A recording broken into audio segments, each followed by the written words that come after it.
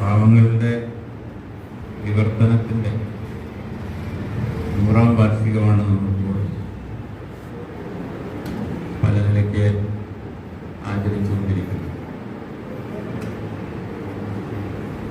പാവങ്ങളുടെ മാത്രമല്ല, പലതിൻ്റെയും 100ാം വാർഷികം നമ്മളിപ്പോൾ സമീപകാലത്തായി ആചരിക്കുകയാണ്. നമുക്കറിയാവുന്നതുപോലെ വൈക്കം സത്യാഗ്രഹത്തിൻ്റെ 100ാം വാർഷികം ഒരു വർഷം മുമ്പ് നമ്മൾ പല തലങ്ങളിലായി ആചരിച്ചു. അതുപോലെ സർവമത സമ്മേളനത്തിൻ്റെ 100ാം വാർഷികം നാം കഴിഞ്ഞ വർഷം ആചരിച്ചു. മഹാത്മാഗാന്ധി ശ്രീനാരായണ ഗുരുവിനെ കണ്ട് സംസാരിച്ചതിൻ്റെ 100ാം വാർഷികം നാം ഇപ്പോൾ ആചരിച്ചുകൊണ്ടിരിക്കുകയാണ്. അങ്ങനെ ഈ കേരളമായി തീർന്നതിൻ്റെ സാക്ഷ്യങ്ങൾ എന്ന് നമുക്ക് തോന്നുന്ന പലതിൻ്റെയും സ്മരണ പുതുക്കുന്ന ഒരു സന്ദർഭത്തിലാണ് പാവങ്ങളുടെ വിവർത്തനത്തെക്കുറിച്ചുള്ള ഈ ആലോചനയും നിർവഹിക്കപ്പെടും. അതുകൊണ്ട് പാവങ്ങളുടെ വിവർത്തനത്തെ വൈക്കം സത്യാഗ്രഹത്തിൽ നിന്നും സർവമത സമ്മേളനത്തിൽ നിന്നും ചണ്ടാലലക്ഷ്മി പോലുള്ള ഒരു കൃതിയുടെ പ്രകാശനത്തിൽ നിന്നും ഗാന്ധിയും ഗുരുവും തമ്മിൽ കണ്ടുമുട്ടിയതിൻ്റെ ഓർമ്മയിൽ നിന്ന് നമുക്ക് മാറ്റി നിർത്താൻ കഴിയും. പ്രത്യക്ഷത്തിൽ ഇതൊന്നും തമ്മിൽ യാതൊരു ബന്ധവും ഇല്ലെങ്കിലും ഇതിനെല്ലാം പരസ്പരം ബന്ധിപ്പിക്കുന്ന സാമൂഹ്യ ചലനങ്ങളുടേതായ ഒരു ചരിത്ര പശ്ചാത്തലം ഈ വ്യത്യസ്ത സംഭവങ്ങളെ ചേർത്ത് കെട്ടുന്നുണ്ട്. അവയെ സമുചിതമായും സമഗ്രമായും മനസ്സിലാക്കുക എന്നതാണ് പുരോഗമന കലാസാഹിത്യ സംഘം പോലുള്ള ഒരു സംഘടനയുടെ സാംസ്കാരിക പ്രവർത്തനത്തിലെ ഒരു പ്രധാന ഭാഗം. ഓർമ്മ എന്ന് പറയുന്നത് മനുഷ്യനെ സംബന്ധിച്ച് വളരെ പ്രധാനമാണ്.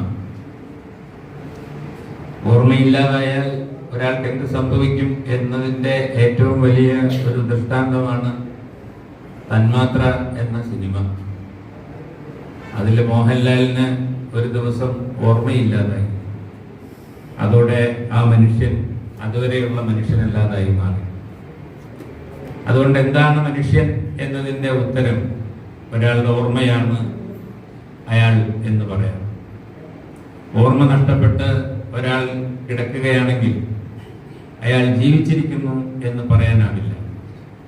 അതുകൊണ്ട് ജീവശാസ്ത്രപരമായി ശ്വാസോച്ഛ്വാസം കഴിക്കുന്നതും ഭക്ഷണം കഴിക്കുന്നതും വളരുന്നതുമൊക്കെയാണ് മനുഷ്യൻ എന്നതിൻ്റെ തെളിവെങ്കിൽ യഥാർത്ഥത്തിൽ മനുഷ്യൻ മനുഷ്യനാകുന്നത് ഒരുപക്ഷെ ചലനശേഷി കുറഞ്ഞാലും മറ്റെന്ത് പരിമിതികൾ ശരീരത്തിനുണ്ടെങ്കിലും ഒരാൾക്ക് ഓർമ്മയുണ്ടെങ്കിൽ അയാളുണ്ട് എന്നാണ് അർത്ഥം. അതുകൊണ്ട് ഒരു മനുഷ്യന്റെ ഉണ്മയെ നിർണയിക്കുന്നത്, അയാളുടെ സ്വത്വബോധത്തെ ഉറപ്പിക്കുന്നത് ഓർമ്മകളാണ്. ഓർമ്മ വ്യക്തികൾക്ക് മാത്രമല്ല, സമൂഹങ്ങൾക്കും ഓർമ്മകൾ ഉണ്ടായിരിക്കും. ഇന്ത്യ എന്ന് പറയുന്ന ഒരു സമൂഹത്തിന്റെ ഓർമ്മകൾ എന്തായിരിക്കണം എന്നതിനെ സംബന്ധിച്ചുള്ള വളരെ തീക്ഷ്ണമായ സംഘർഷമാണ് ഇന്നത്തെ ഇന്ത്യൻ രാഷ്ട്രീയം എന്ന് പറയാം.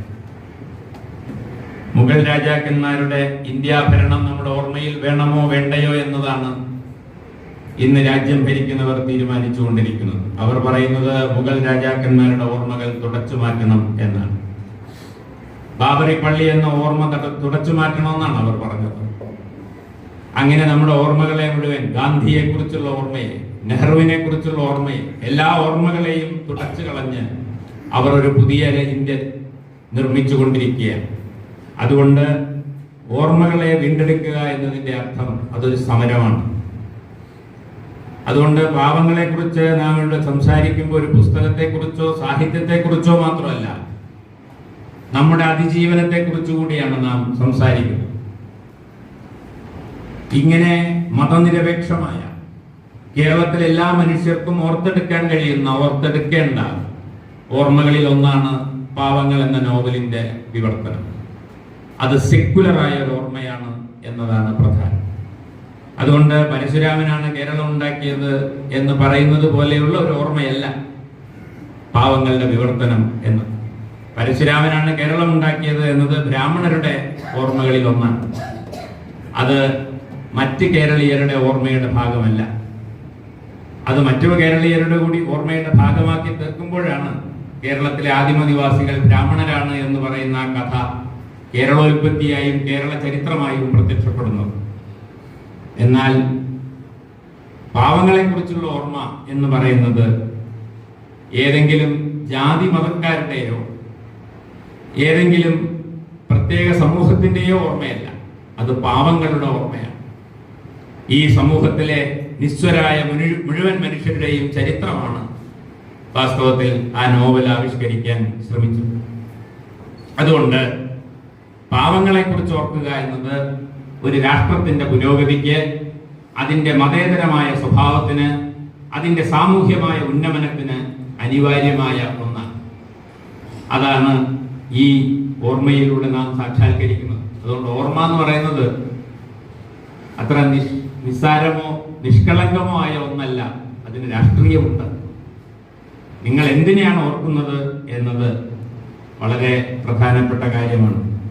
അതുകൊണ്ട് ഒരു സാമൂഹ്യ നിർമ്മാണ പ്രക്രിയയിൽ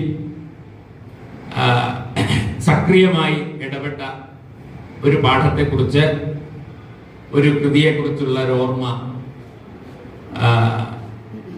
ഇവിടേക്ക് തോറ്റി ഉണർത്താൻ ശ്രമിച്ച പുരോഗമന കലാ സാഹിത്യ സംഘത്തിന്റെ പ്രവർത്തകരെ ഞാൻ ആദ്യമേ അഭിവാദ്യം ചെയ്യും.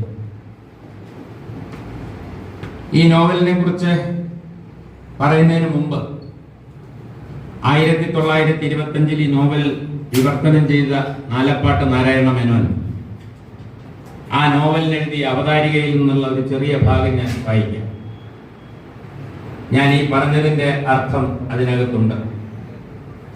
നിയമത്തിന്റെയും ആചാരത്തിന്റെയും അടിസ്ഥാനത്തിൽ നാഗരികതയ്ക്ക് മുന്നിൽ ഭൂമിയിൽ കൃത്രിമമായി നരകങ്ങൾ സൃഷ്ടിക്കുകയും ദൈവികമായൊരു വിധിയെ മനുഷ്യമരണത്താൽ സങ്കീർണമാക്കുകയും ചെയ്യുന്ന ഒരു സാമൂഹിക ശിക്ഷാവിധി നിലനിൽക്കുന്നിടത്തോളം ദാരിദ്ര്യത്താൽ മനുഷ്യന്റെ അധപ്പതനം, പട്ടിണിയാൽ സ്ത്രീകളുടെ നാശം, ശാരീരികവും ആത്മീയവുമായ രാത്രിയാൽ ബാല്യത്തെ മുഷിഞ്ഞതാക്കൽ എന്നീ യുഗത്തിലെ 3 പ്രശ്നങ്ങൾ പരിഹരിക്കപ്പെടാത്തിടത്തോളം ചില പ്രദേശങ്ങളിൽ സാമൂഹിക ശ്വാസം മുട്ടൽ സാധ്യമാകുന്നിടത്തോളം, മറ്റൊരു വിധത്തിൽ പറഞ്ഞാൽ കൂടുതൽ വിപുലമായ കാഴ്ചപ്പാടിൽ ഭൂമിയിൽ അജ്ഞതയും ദുരിതവും നിലനിൽക്കുന്നിടത്തോളം ഇതുപോലുള്ള പുസ്തകങ്ങൾ ഉപയോഗശൂന്യമാകില്ല. നാലാപ്പാട്ട് നാരായണ മേനോൻ പറഞ്ഞ ഭൂമിയിൽ പട്ടിണി കിടക്കുന്ന മനുഷ്യരുള്ളിടത്തോളം, ജീവിക്കാൻ വേണ്ടി ശരീരം വിൽക്കേണ്ടി വരുന്ന സ്ത്രീകളുള്ളിടത്തോളം കാലം, കുട്ടികൾ നിരന്തരമായി ചൂഷണം ചെയ്യപ്പെടാതിരിക്കുന്നിടത്തോളം കാലം ഈ പുസ്തകത്തിന് പ്രസക്തിയുണ്ട് എന്ന് അദ്ദേഹം പറയുന്നു. അതുകൊണ്ട് ഈ പുസ്തകം ആർക്കു വേണ്ടിയുള്ളതാണ് എന്ന് ചോദിച്ചാൽ, ഭൂമിയിൽ ഏറ്റവും സാധാരണക്കാരിൽ സാധാരണക്കാരായ, ഒരുപക്ഷെ ഇപ്പോ നമ്മുടെ കൂടെ ഇവിടെ ഒന്നും ഇരിക്കാത്ത, തെരുവിൽ അലഞ്ഞുകൊണ്ടിരിക്കുന്ന, ഓടിക്കൊണ്ടിരിക്കുന്ന വണ്ടിയിൽ പാട്ടുപാടി അന്നം തേടുന്ന, ഏതൊക്കെയോ ഹോട്ടലുകളിലെ എച്ചിൽ പാത്രങ്ങൾ കഴുകിക്കൊണ്ടിരിക്കുന്ന ആ മക്കളും സ്ത്രീകളും നിസ്വരായ മനുഷ്യരുമുള്ളിടത്തോളം കാലം ഈ പുസ്തകത്തിന് നിലനിൽപ്പുണ്ട് എന്നും ഇത് അവർക്ക് വേണ്ടി ഉണ്ടാക്കിയ ഒരു സ്മാരകമാണ് എന്നും നാലപ്പാട്ട് നാരായണ മേനോൻ പറയുന്നു. അതാണ് ഈ പുസ്തകത്തെ കുറിച്ച് പറയുമ്പോൾ ഏറ്റവും ആദ്യത്തെ കാര്യം. അതുകൊണ്ടാണ് ഞാൻ പറഞ്ഞത്, ഈ പുസ്തകം ഹിന്ദുക്കൾക്ക് വേണ്ടി എഴുതിയ പുസ്തകമല്ല. ഈ പുസ്തകം മുസ്ലിങ്ങൾക്ക് വേണ്ടിയോ ക്രിസ്ത്യാനികൾക്ക് വേണ്ടിയോ ഏതെങ്കിലും മതവിഭാഗങ്ങൾക്ക് വേണ്ടിയോ എഴുതിയ പുസ്തകമല്ല. ഇത് എല്ലാ മതങ്ങളിലും പെട്ട വിശക്കുന്നവർക്കും പട്ടിണി കിടക്കുന്നവർക്കും ദുരിതം അനുഭവിക്കുന്നവർക്കും വേണ്ടി എഴുതപ്പെട്ട ഒരു കൃതിയാണ്. അതുകൊണ്ടാണ് കുട്ടികൃഷ്ണമാരാര് പറഞ്ഞത്, നമ്മൾ വൈകുന്നേരം രാമായണം വിളക്ക് കൊളുത്തി വായിക്കുന്നത് പോലെ വായിക്കേണ്ട ഒരു പുസ്തകമാണ് വിക്ടർ ഹ്യൂഗോയുടെ പാവങ്ങൾ എന്ന് പറഞ്ഞത് മലയാളത്തിലെ ഏറ്റവും ശ്രദ്ധേയനായ നിരൂപകൻ കുട്ടികൃഷ്ണമാരാരാണ്. അതുകൊണ്ട് കുട്ടികൃഷ്ണമാരാരെ സംബന്ധിച്ചിടത്തോളം വൈകുന്നേരം വിളക്ക് വെച്ച് വായിക്കേണ്ട പുസ്തകമാണിത് എന്ന് അദ്ദേഹം പറയുന്നുണ്ട്. അങ്ങനെ മലയാളിയുടെ ജീവിതത്തിൽ അതുവരെ അയാൾ കാണാതിരുന്ന ഒരു സാഹിത്യ രൂപം വാസ്തവത്തിൽ സൃഷ്ടിക്കപ്പെടുകയാണ് 925 ചെയ്തത്.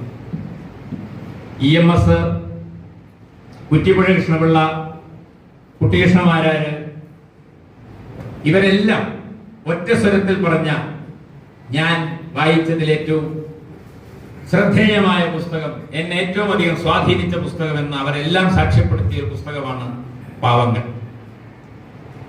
EMS പറയുന്നുണ്ട് 1889 ഇന്ദുലേഖ എന്ന സാമൂഹ്യ നോവൽ ചന്തുമേനോൻ പ്രകാശനം ചെയ്തതിന് ശേഷം പിന്നീട് മലയാളത്തിൽ ശ്രദ്ധേയമായ നോവലുകളൊന്നും ഉണ്ടായില്ല.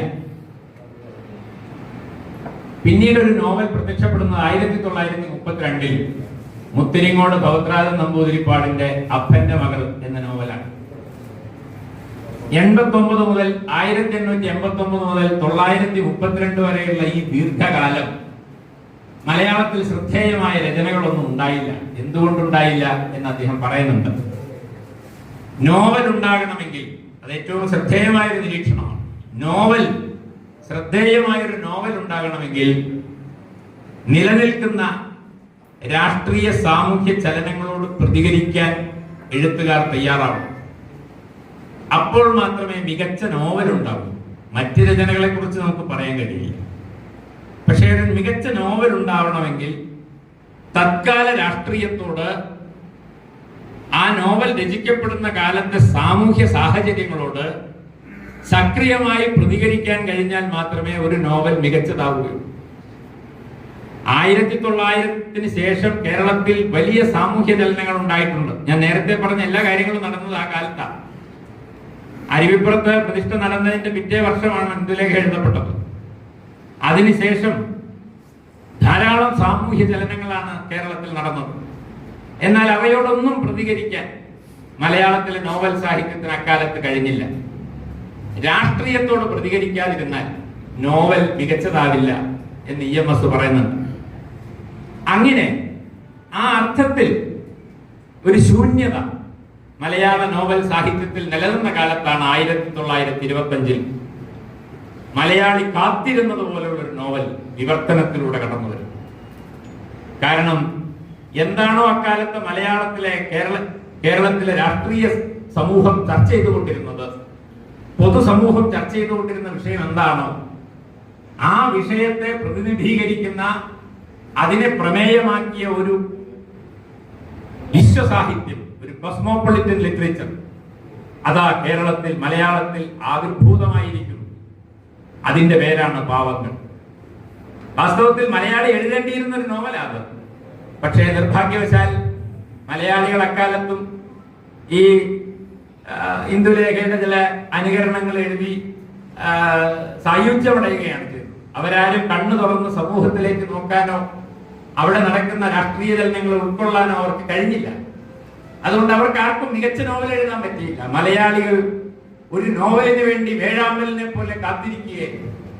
അപ്പോഴാണ് 1925 നാലാപ്പാട്ട് നാരായണ മേനോൻ വിക്ടർ ഹ്യൂഗോയുടെ പാവങ്ങൾ പ്രസിദ്ധീകരിക്കുന്നത്. അപ്പൊ അതുകൊണ്ട് ഇത് മലയാളി കാത്തിരുന്ന ഒരു നോവലാണ് എന്ന് EMS അദ്ദേഹത്തിന്റെ ഒരു പ്രബന്ധത്തിൽ സൂചിപ്പിക്കുന്നു. ഞാനത് വിശദീകരിക്കുന്നില്ല. അപ്പൊ ആ നിലയ്ക്ക് മലയാളത്തെ സംബന്ധിച്ചിടത്തോളം അതൊരു വിവർത്തനമാണെങ്കിലും മലയാളി അതിനെ സ്വീകരിച്ചത് നമ്മുടെ ഭാഷയിൽ തന്നെ എഴുതപ്പെട്ട ഒരു നോവൽ എന്ന നിലയ്ക്കാണ്. ഞാൻ ആ വിവർത്തനത്തെ കുറിച്ചുള്ള ചില കാര്യങ്ങളിലേക്ക് വരുന്നതിന് മുമ്പ് ആ നോവൽ ഒന്ന് ഓർമ്മ പുതുക്കേണ്ടതുണ്ട്, ആ നോവലിനെ കുറിച്ചുള്ള ഓർമ്മ പുതുക്കേണ്ടതുണ്ട് എന്ന് വിചാരിക്കും. വിക്ടർ ഹ്യൂഗോ വാസ്തവത്തിൽ 1802 ജനിക്കുന്നത്. നിങ്ങൾ ആരെങ്കിലും ഓർമ്മിക്കുന്നുണ്ടെന്നറിയില്ല, ഈ പാവങ്ങൾ എന്ന നോവലിലെ മുഖ്യ കഥാപാത്രം ജീൻ വാൾ ജീൻ ആണ്. ഞങ്ങൾ പണ്ട് സ്കൂളിൽ പഠിച്ചിട്ടുണ്ട് ജീൻ വാൾ ജീൻ എന്നൊരു കഥ. ഇവിടെ ഇരിക്കുന്ന ചിലരെങ്കിലും അങ്ങനെ ഒരു പാഠ സ്കൂളിൽ പഠിച്ചിട്ടുണ്ടോ? ഒരുപക്ഷെ പാവങ്ങളെ കുറിച്ചുള്ള ഏക അറിവ് അത് മാത്രമാവാനും സാധ്യതയുണ്ട്. പക്ഷെ ആ കഥ വളരെ പ്രധാനമാണ്. നമ്മൾ സ്കൂളിൽ പഠിച്ച കഥ, അതിന്റെ വിപുലീകരിച്ചൊരു രൂപമാണ് ഈ നോവൽ എന്ന് പറയുന്നത്. അപ്പോ ഈ 1802 ഹ്യൂഗോ ജനിച്ചതെങ്കിലും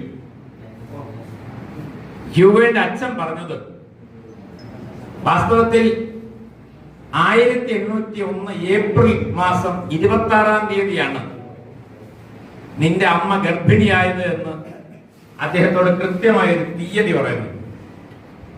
അതുകൊണ്ട് ജീൻ വാൾ ജീൻ 19 വർഷം കഠിന തടവിന് ശിക്ഷിക്കപ്പെട്ട് ജയിലിൽ കിടക്കുമ്പോൾ അയാൾക്ക് ഒരു നമ്പർ കൊടുക്കുന്നു. ആ നമ്പർ 26-4-01 എന്നാണ്. അതാണ് ജീൻ വാൾ ജീന്റെ, കുറ്റവാളിയായ ജീൻ വാൾ ജീന്റെ അക്കം. താൻ ഈ ഭൂമിയിൽ ഭൂജാതനായെന്ന് അച്ഛൻ തന്നോട് പറഞ്ഞ, ഭൂജാതനായെന്നുള്ള പ്രസവിച്ചതല്ല, അമ്മ ഗർഭിണിയായ ദിവസത്തിന്റെ ഓർമ്മയ്ക്കാണ് ജീൻ വാൾ ജീൻ എന്ന കുറ്റവാളിയുടെ ആ ഉടുപ്പിൽ എഴുതി ചേർത്തിരിക്കുന്ന അക്കം നിശ്ചയിച്ചു. എന്ന് പറഞ്ഞാൽ തന്റെ തന്നെ ഈ ഭൂമിയിലുള്ള അവതാരത്തിന്റെ ലക്ഷ്യം, ഞാൻ ഈ ഭൂമിയിൽ എന്തിന് ജനിച്ചു എന്നതിന്റെ ലക്ഷ്യം ഈ നോവലാണ് എന്നാണ് ആ അക്കത്തിലൂടെ വാസ്തവത്തിൽ വിക്ടർ ഹ്യൂഗോ പറയാൻ ശ്രമിക്കുന്നത്. 1802 ജനിച്ച അദ്ദേഹം നെപ്പോളിയന്റെ പട്ടാളത്തിലെ ഒരു മേജറുടെ മകനായി. നേരത്തെ സൂചിപ്പിച്ചല്ലോ, ഫ്രഞ്ച് വിപ്ലവം സൃഷ്ടിച്ച ഒരു സവിശേഷമായ അന്തരീക്ഷത്തിൽ നിന്നുകൊണ്ട് പിന്നീട് നെപ്പോളിയനാണ് അവിടെ അധികാരത്തിൽ വരുന്നത്. നിങ്ങൾക്കറിയാം, നെപ്പോളിയൻ വലിയ പുരോഗമനമൊക്കെ പറഞ്ഞുകൊണ്ടാണ് വരുന്നത്. പക്ഷെ അദ്ദേഹം ഏകാധിപതിയായിരുന്നു. അങ്ങനെ ഫ്രാൻസിൽ ഈ പറഞ്ഞ പ്രഭുവാഴ്ചയെയും നാടുവാഴിത്തത്തെയും ചോദ്യം ചെയ്തുകൊണ്ട് ഉയർന്നു വന്ന വിപ്ലവം അവസാനം ഒരു ഏകാധിപതിയിലാണ് ചെന്ന് അവസാനിച്ചത് എന്നതാണ് ഫ്രാൻസിന്റെ ചരിത്രം എന്ന് പറയുന്നത്. അതാണ് ആ ചരിത്രത്തിന്റെ ദുരന്തം. അതാ നെപ്പോളിയന്റെ സൈനികരിൽ ഒരാളായിരുന്നു ഇദ്ദേഹത്തിന്റെ അച്ഛൻ. കുട്ടിക്കാലം എന്ന് പറയുന്ന അദ്ദേഹത്തെ സംബന്ധിച്ചിടത്തോളം ഒരു സ്ഥിരതയില്ലാത്ത കാലമായി.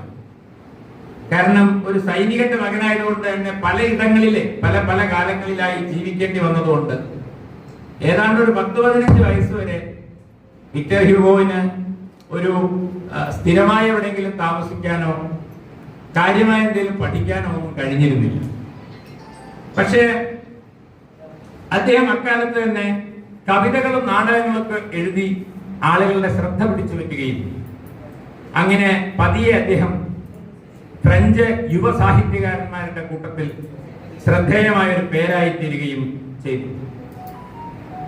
അതിനിടയിൽ ഈ പറഞ്ഞ നെപ്പോളിയന്റെ കാലത്തിന് ശേഷം നെപ്പോളിയൻ 3-ാമൻ അധികാരത്തിൽ വരുന്നതോടെ യഥാർത്ഥത്തിൽ ഫ്രാൻസ് പൂർണ്ണമായും ഒരു ഏകാധിപതിയുടെ കീഴിൽ ഒതുങ്ങുന്ന സ്ഥിതി വന്നു. ഈ കാലമായപ്പോഴേക്കും വിക്ടർ ഹ്യൂഗോവിന് രാഷ്ട്രീയത്തിൽ വലിയ താല്പര്യം ജനിക്കുന്നു. ഇത് വളരെ പ്രധാനപ്പെട്ട ഒരു കാര്യമാണ്. നമ്മളിവിടെ ചർച്ച ചെയ്യുന്നത് എഴുത്തുകാരനായ വിക്ടർ ഹ്യൂഗോവിനെ കുറിച്ചാണെങ്കിലും ആ വിക്ടർ ഹ്യൂഗോയെ സൃഷ്ടിച്ചത് ഫ്രഞ്ച് രാഷ്ട്രീയമാണ് നമ്മൾ മറക്കരുത്. രാഷ്ട്രീയവും സാഹിത്യവും തമ്മിലുള്ള ബന്ധത്തിൽ ഊന്നുമ്പോൾ മാത്രമേ പാവങ്ങളുടെ മൂല്യം എന്താണെന്ന് നമുക്ക് മനസ്സിലാവും. അദ്ദേഹം ഒരു രാഷ്ട്രീയക്കാരനായതുകൊണ്ടാണ് അദ്ദേഹത്തിന് ഇങ്ങനെ ഒരു നോവൽ എഴുതാൻ കഴിഞ്ഞത്.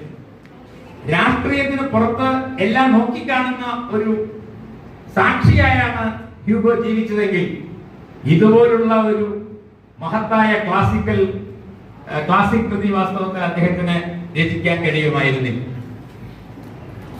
അങ്ങനെ അദ്ദേഹം ഫ്രാൻസിൽ മേയറായി മാറുന്നു ഒരു ഘട്ടത്തിൽ. ഞാൻ അതിന്റെ വിശദാംശങ്ങളിലേക്ക് പോകുന്നില്ല. ഏതായാലും നെപ്പോളിയൻ 3-ാമൻ അധികാരത്തിൽ വന്നതോടെ അദ്ദേഹം നെപ്പോളിയനെതിരായി തീരുകയും നെപ്പോളിയനെതിരെ ലഘുലേഖകളും പ്രചരണങ്ങളും ആരംഭിച്ചതോടെ അദ്ദേഹത്തെ നാട് കടത്തുകയും ചെയ്തു. ഗേൺസി എന്നുള്ള പേരുള്ള ഒരു ദ്വീപിലാണ് അദ്ദേഹത്തെ നാട് കടത്തി പറഞ്ഞയച്ചത്. 1840 തന്നെ ഈ പാവങ്ങൾ എന്നുള്ള നോവലിന്റെ ഒരു ഡ്രാഫ്റ്റ് അദ്ദേഹം എഴുതാൻ ആരംഭിച്ചിരുന്നു.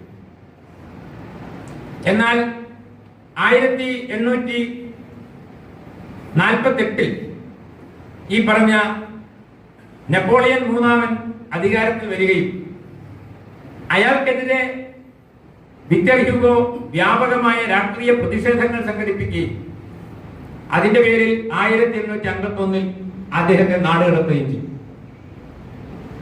പിന്നീട് ആ ദ്വീപിൽ ഇരുന്നാണ് പാവങ്ങൾ എന്ന നോവൽ അദ്ദേഹം പൂർത്തീകരിക്കുന്നത്. 1840 ആരംഭിച്ച് ഒടുവിൽ 1862 ആ നോവൽ പുറത്തിറങ്ങുന്നത്. അങ്ങനെ 22 വർഷത്തെ നിരന്തരമായ അധ്വാനത്തിന്റെ ഫലമാണ് പാവങ്ങൾ. അതിനിടയിൽ അദ്ദേഹം ആ പുസ്തകം പലതവണ തിരുത്തി എഴുതുകയും പലപ്പോഴും പല ഭാഗങ്ങൾ ഉപേക്ഷിക്കുകയും ഒക്കെ ചെയ്തിരുന്നു. അതിൽ അദ്ദേഹം ആദ്യം എഴുതുമ്പോൾ ഈ പറഞ്ഞ ജീൻ വാൾജീൻ എന്ന് പറയുന്ന കഥാപാത്രത്തിന്റെ ദൈന്യത്തെ സൂചിപ്പിക്കാനും കൊസെറ്റ് എന്ന് പറയുന്ന ആ സ്ത്രീയുടെ കഥ സൂചിപ്പിക്കാനും മാത്രമേ ഉദ്ദേശിച്ചിരുന്നു. പക്ഷെ പിന്നീട് അദ്ദേഹം ആ കഥയെ ഫ്രഞ്ച് വിപ്ലവത്തിന്റെ തന്നെ പശ്ചാത്തലത്തിൽ കൊണ്ടുവരുന്നത് ഈ ദ്വീപിലെത്തി തന്റെ രചന പുനർനിർമ്മിക്കുമ്പോഴാണ്.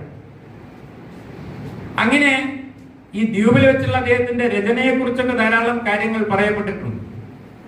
ആ ദ്വീപിൽ അദ്ദേഹം താമസിച്ചിരുന്ന വീട്ടിലെ മുകളിലുള്ള മുറിയിലെ ജനൽ തുറന്നിട്ടാൽ പിന്നെ കാണുന്നത് മുഴുവൻ കടലാണ്. ആ കടൽ നോക്കിയിട്ടാണ് അദ്ദേഹം രാവിലെ തുടങ്ങുന്ന എഴുത്ത് ഏതാണ്ട് വൈകുന്നേരം വരെ തുടർന്നിരുന്നു. കടൽ നോക്കിയിട്ടാണ് അദ്ദേഹം എഴുതിയിരുന്നു. അപ്പൊ ഇരുന്ന കടൽ ശരിക്കും കാണില്ല എന്നുള്ളതുകൊണ്ട് ഇതുപോലുള്ള ഒരു പീഠം, ഒരു പ്രസംഗ പീഠം പോലുള്ള ഒരു പീഠം നിർമ്മിച്ച് നിന്നാണ് അദ്ദേഹം എഴുതിക്കൊണ്ടിരുന്നത്. അങ്ങനെ കടൽ നോക്കി ലോകത്തോട് അഭിസംബോധന ചെയ്ത് സംസാരിക്കുന്ന മട്ടിൽ രാവ് പകൽ എഴുതിക്കൊണ്ടാണ് ഏതാണ്ട് ഒരു 10-12 വർഷം കൊണ്ട് അദ്ദേഹം ആ നോവലിന്റെ പണി പൂർത്തീകരിക്കുന്ന ദ്വീപിൽ വെച്ച്. രാവിലെ ഭക്ഷണമൊക്കെ കഴിച്ചു കഴിഞ്ഞാൽ അദ്ദേഹം ഒന്ന് നടക്കാൻ പോകും. തിരിച്ച് വീട്ടിലെത്തി കഴിഞ്ഞാൽ നോവല് എഴുതാൻ ആരംഭിക്കും. വൈകുന്നേരം ഭാര്യയെയും മക്കളെയും ഒക്കെ വിളിച്ചു വരുത്തും. താൻ എഴുതിയ ഭാഗങ്ങൾ ഉറക്കെ വായിക്കും. ആ ഉറക്കെ വായിച്ച ഭാഗങ്ങൾ കേട്ട് അവരെ അഭിപ്രായം പറയുന്നതിനനുസരിച്ച് തിരുത്തും.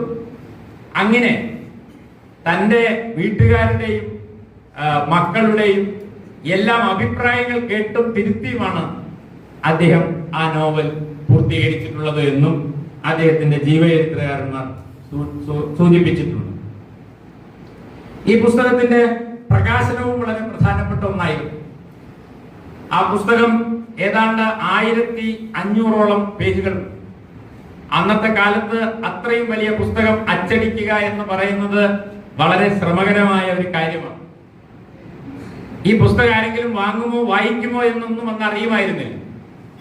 പക്ഷേ ആ പുസ്തകത്തിന്റെ പ്രസാധനം ഏറ്റെടുത്ത അന്ന് ആ പുസ്തകം ഫ്രാൻസിൽ അച്ചടിക്കാൻ പറ്റില്ല. കാരണം ഹ്യൂഗോ ഒരു തടവുപുള്ളിയാണ് അവിടെ. അയാളുടെ പുസ്തകം അവിടെ അച്ചടിക്കാൻ സമ്മതിക്കില്ല. അങ്ങനെ ആ പുസ്തകം ഇംഗ്ലണ്ടിലും അതുപോലെ തന്നെ സ്പെയിനിലും ജർമ്മനിയിലും അങ്ങനെ വിവിധ നാടുകളിൽ പല പ്രസ്സുകളിൽ നിന്നാണ് ആ പുസ്തകം പുറത്തിറങ്ങിയത്. പക്ഷെ അങ്ങനെ ഒരു പുസ്തകം ഇറങ്ങാൻ പോകുന്നുണ്ട് എന്നത് അന്നൊരു വലിയ വാർത്തയായിരുന്നു. മിക്കവാറും ഫ്രാൻസിലെ പ്രധാന പത്രങ്ങളുടെ എല്ലാം വലിയ ശീർഷകമായി തന്നെ ഒരു നോവലിന്റെ പ്രകാശനം വാസ്തവത്തിൽ പ്രത്യക്ഷപ്പെട്ടു, ഒരു വാർത്തയായി പ്രത്യക്ഷപ്പെട്ടു. നമ്മൾ ഇന്നൊരു പത്രം വായിക്കുമ്പോൾ മെയിൻ ഹെഡിങ് വായിക്കുന്നത് പോലെ ഇതാ വിക്ടർ ഹ്യൂഗോയുടെ ക്ലാസിക് കൃതി പുറത്തിറങ്ങുന്നു എന്ന മട്ടിൽ വലിയ ആഘോഷത്തോടു കൂടിയാണ് ആ പുസ്തകത്തിന്റെ പ്രകാശനം ഫ്രാൻസിലും യൂറോപ്പിലെ വിവിധ രാജ്യങ്ങളിലും നടന്നത്. ആ വർഷം തന്നെ ആ പുസ്തകത്തിന്റെ ഇംഗ്ലീഷ് പരിഭാഷയും തയ്യാറാക്കപ്പെട്ടു. അതും വളരെ പ്രധാനപ്പെട്ട ഒരു കാര്യമാണ്. അതേ വർഷം 1862 തന്നെ ആ പുസ്തകത്തിന്റെ പരിഭാഷയും വന്നു.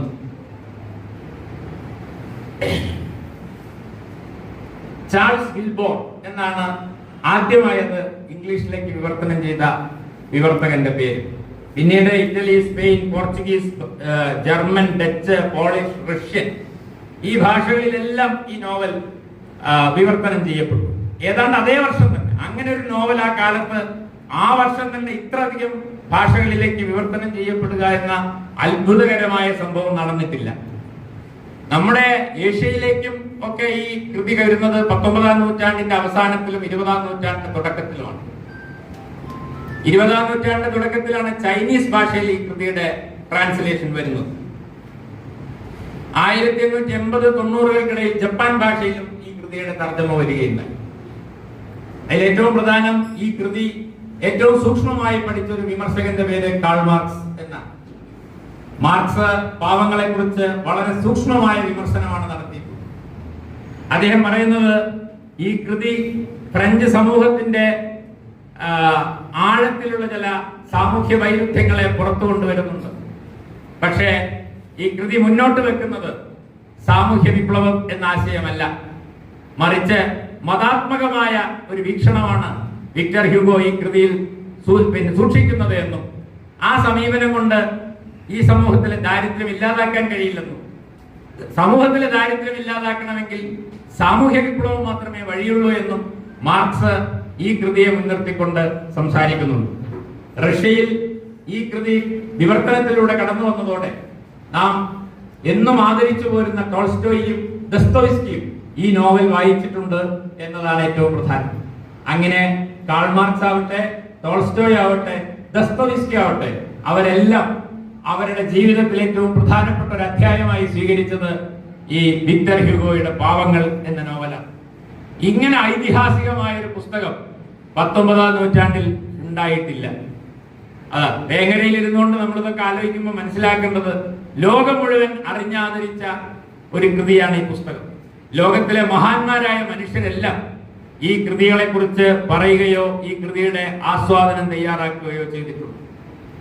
അതുകൊണ്ട് പല അർത്ഥത്തിലും സാഹിത്യത്തിന്റെ ചരിത്രത്തിൽ, രാഷ്ട്രീയ ചരിത്രത്തിൽ വലിയ മൂല്യമുള്ള ഒരു പുസ്തകമാണ് പാവങ്ങൾ എന്നാണ് ഞാൻ പറഞ്ഞതിന്റെ ചുരുക്കം. ഇനി ഞാൻ അതിന്റെ വിശദാംശങ്ങളിലേക്ക് പൂർണ്ണമായും കടക്കുന്നില്ല. എന്തെല്ലാം പ്രമേയങ്ങളാണ് ഈ നോവലിൽ ചർച്ച ചെയ്തിട്ടുള്ളത് എന്നുള്ളത് വാസ്തവത്തിൽ അത്ഭുതകരമാണ്. അതില് ഏറ്റവും പ്രധാനം അദ്ദേഹത്തിന്റെ അന്നത്തെ ഈ വിക്ടർ ഹ്യൂഗോ വാസ്തവത്തിൽ ഒരു കത്തോലിക്ക മതവിശ്വാസിയെ, അതാണ് മാർക്സിന്റെ വിമർശനത്തിനകത്ത് കടന്നു വരുന്ന ഒരു വിഷയം അതാണ്.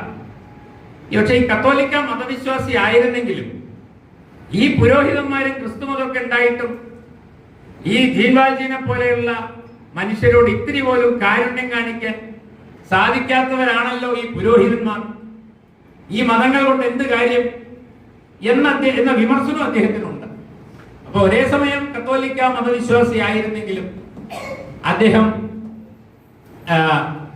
പൗരോഹിത്യത്തോട്, മതത്തിന്റെ യാഥാസ്ഥിതികത്വത്തോട് കലഹിച്ചിരുന്ന ഒരാളാണ്.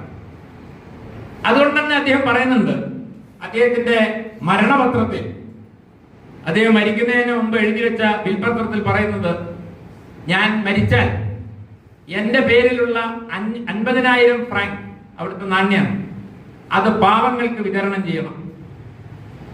എന്നെ പാവങ്ങളുടെ ശ്മശാനത്തിൽ അടക്കം ചെയ്യണം. ഒരു തരത്തിലുള്ള മതപരമായ ചടങ്ങുകളും അരുത്. എല്ലാവരും എന്റെ ആത്മാവിന് വേണ്ടി പ്രാർത്ഥിക്കണം. ഞാനൊരു ദൈവവിശ്വാസിയാണ്. ഇതാണ് അദ്ദേഹത്തിന്റെ ചോദ്യം. അതുകൊണ്ട് ദൈവത്തിൽ വിശ്വസിക്കുമ്പോഴും മതയാഥാസ്ഥിതികത്വത്തെയും പൗരോഹിത്യത്തെയും നിഷേധിക്കുന്ന ഒരു എഴുത്തുകാരനായിരുന്നു ഹ്യൂഗോ എന്നാണ് പറഞ്ഞത്. അങ്ങനെ പാവങ്ങൾ എഴുതുക മാത്രമല്ല, പാവങ്ങൾക്ക് വേണ്ടി മരിക്കുകയും ചെയ്ത ഒരാളാണ് വാസ്തവത്തിൽ വിക്ടർ ഹ്യൂഗോ. എന്നെ പാവങ്ങളോടൊപ്പം അടക്കം ചെയ്യണമെന്നും എന്റെ സമ്പാദ്യം പാവങ്ങൾക്ക് വിതരണം ചെയ്യണമെന്നും പറഞ്ഞാണ് അദ്ദേഹം ഈ ഭൂമി വിട്ടുപോയത്. അങ്ങനെ ദാരിദ്ര്യത്തോടും കഷ്ടപ്പാടുകളോടും യാതനകളോടുമുള്ള ഈ അതിരുകവിഞ്ഞ ആഭിമുഖ്യമാണ് വളരെ സൂക്ഷ്മമായ ഒരു എഴുത്തുകാരനായും രാഷ്ട്രീയക്കാരനായും ഹ്യൂഗോവിനെ മാറ്റിയത് എന്ന് പറയാം. അതുകൊണ്ട് കുറ്റം, ശിക്ഷ, ദാരിദ്ര്യം, രാഷ്ട്രീയം, മതം, പ്രണയം, യുദ്ധം, ചരിത്രം, ഭൂമിശാസ്ത്രം, ഇതെല്ലാം കടന്നു വരുന്ന ഒരു സമഗ്ര നോവലാണ് പാവങ്ങൾ എന്ന് പറയുന്നത്. പാവങ്ങളിൽ പരാമർശിക്കപ്പെടാത്ത ഒരു പ്രമേയവുമില്ല എന്ന് അത് നോക്കുന്ന ഒരാൾക്ക് മനസ്സിലാവും. ഇതിലേറ്റവും പ്രധാനപ്പെട്ട ഒരു ഭാഗം എന്ന് പറയുന്നത് വാട്ടർലൂ യുദ്ധമാണ്. 1815 വാട്ടർലൂ യുദ്ധത്തെ പറ്റി വളരെ സൂക്ഷ്മമായ ചില നിരീക്ഷണങ്ങൾ വിക്ടർ ഹ്യൂഗോ അവതരിപ്പിക്കുന്നുണ്ട്. തീർച്ചയായും മാർക്സും ഹ്യൂഗോയും തമ്മിൽ ഇടയുന്ന ഒരു പ്രധാനപ്പെട്ട സംഭവം എന്താണെന്ന് ചോദിച്ചാൽ, സങ്കല്പന എന്താണെന്ന് ചോദിച്ചാൽ, എന്താണ് ചരിത്രം എന്നതിന് മാർക്സിന് വളരെ കൃത്യമായ ഒരു ഉത്തരം ഉണ്ടായിരുന്നു. നാളിതുവരെയുള്ള മനുഷ്യചരിത്രം വർഗസമരങ്ങളുടെ ചരിത്രമാണ് എന്ന് സൂക്ഷ്മമായി നിരീക്ഷിച്ച സാമൂഹ്യ ശാസ്ത്രജ്ഞനാണ് കാൾ മാർക്സ്.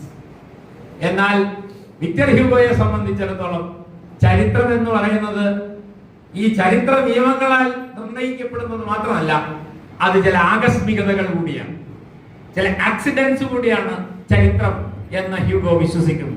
അവിടെയാണ് അദ്ദേഹത്തിന്റെ ദൈവവിശ്വാസം നോവലിൽ കടന്നു വരുന്നത്. അതുകൊണ്ട് 1815 വാട്ടർലൂ യുദ്ധത്തെ കുറിച്ച് പറയുമ്പോൾ, വാട്ടർലൂ യുദ്ധം നമുക്കറിയാം, നെപ്പോളിയൻ തോറ്റ യുദ്ധം.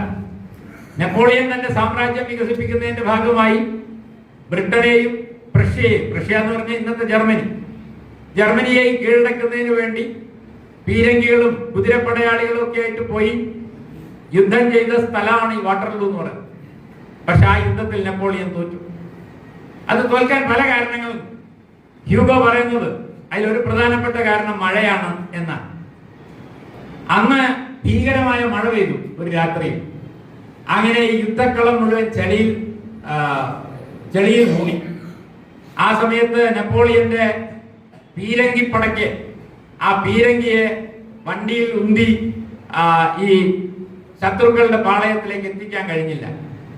മറ്റൊന്ന്, അവരുടെ കുതിരപ്പടയാളികൾ ഈ ചളിയിൽ കുതിർന്ന് പലരും ഭൂമിക്കടിയിൽ താണുപോയി. അങ്ങനെ ആ മഴ പെയ്തില്ലായിരുന്നെങ്കിൽ ലോകചരിത്രം മറ്റൊന്നാകുമായിരുന്നു എന്ന് ഹ്യൂഗോ പറയുന്നുണ്ട്. അതുപോലെ മഴ, കാറ്റ്, പർവ്വതങ്ങൾ, ഇതെല്ലാം മനുഷ്യചരിത്രത്തെ നിർണയിക്കുന്ന ഒന്നാണ് എന്നും, അതുകൊണ്ട് ചരിത്രം എന്നത് ചരിത്ര നിയമങ്ങളാൽ മാത്രം തീരുമാനിക്കപ്പെടുന്നതല്ല, അത് പ്രകൃതി നിയമങ്ങളാൽ കൂടി നിർണയിക്കപ്പെടുന്നതാണെന്നും ഹ്യൂഗോ വിശ്വസിക്കുന്നു. അതുകൊണ്ടാണ് 1815 ഈ വാട്ടർലൂ യുദ്ധം വളരെ വിശദമായി ഒരുപക്ഷെ ആ നോവലിൽ അവതരിപ്പിച്ചിട്ടുണ്ട്. ഇത് പറയുമ്പോൾ വളരെ പ്രധാനപ്പെട്ട ഒരു കാര്യം നാം ഓർക്കണം. 1889 മലയാളത്തിൽ എഴുതപ്പെട്ട ഇന്ദുലേഖ എന്ന് പറയുന്ന നോവലിന്റെ 18-ാം അധ്യായം. പലരും ചോദിക്കുന്ന ഒരു ചോദ്യമാണ്, ഈ വാട്ടർലൂ യുദ്ധത്തിന്റെ ഈ വിശദാംശങ്ങളൊക്കെ ഈ നോവലിൽ എന്തിനാണ് എഴുതി വെച്ചിരിക്കുന്നത്? ആകെ അതിലുള്ള കാര്യം എന്താണെന്ന് ചോദിച്ചാൽ, ഈ നോവലിൽ കടന്നു വരുന്ന മാരിയൂസ് എന്ന് പറയുന്ന ഒരു കഥാപാത്രത്തിന്റെ അച്ഛൻ വാട്ടർലൂ യുദ്ധത്തിൽ പങ്കെടുത്തിട്ടുണ്ട് എന്നൊരു പരാമർശം മാത്രമേ കഥയുടെ ഇതിവൃത്തവുമായി ആ അധ്യായത്തിനുള്ളൂ. അതാ ആ ഒരു കാര്യം പറയാൻ ഈ വാട്ടർലൂ യുദ്ധം മുഴുവൻ വിശദീകരിക്കേണ്ട ആവശ്യമില്ല. പക്ഷെ വളരെ നീണ്ട, ഒരുപക്ഷെ ഒരു 10-60 പേജ് ദൈർഘ്യമുള്ളതാണ് വാട്ടർലൂ യുദ്ധത്തിന്റെ വിവരണം. അത് കഥയ്ക്ക് ഭയങ്കര ഭംഗം ഉണ്ടാക്കുന്ന, നമ്മളിങ്ങനെ രസമായിട്ട് കഥ വായിച്ചു പോണതിന്റെ ഇടയിൽ ഈ വാട്ടർലൂ യുദ്ധം ചരിത്രമൊക്കെ എഴുതിയാൽ അത് അരസികമാവില്ലേ എന്നൊരു പക്ഷേ നമുക്ക് തോന്നാം. അതേ ചോദ്യം നമ്മൾ ഇന്ദുലേഖയോട് ചോദിച്ചിട്ടുണ്ട് പണ്ട്. ഇന്ദുലേഖയിലെ 17-ാം അധ്യായത്തിൽ ഈ പറഞ്ഞ മാധവൻ നാട് വിട്ടു പോയി.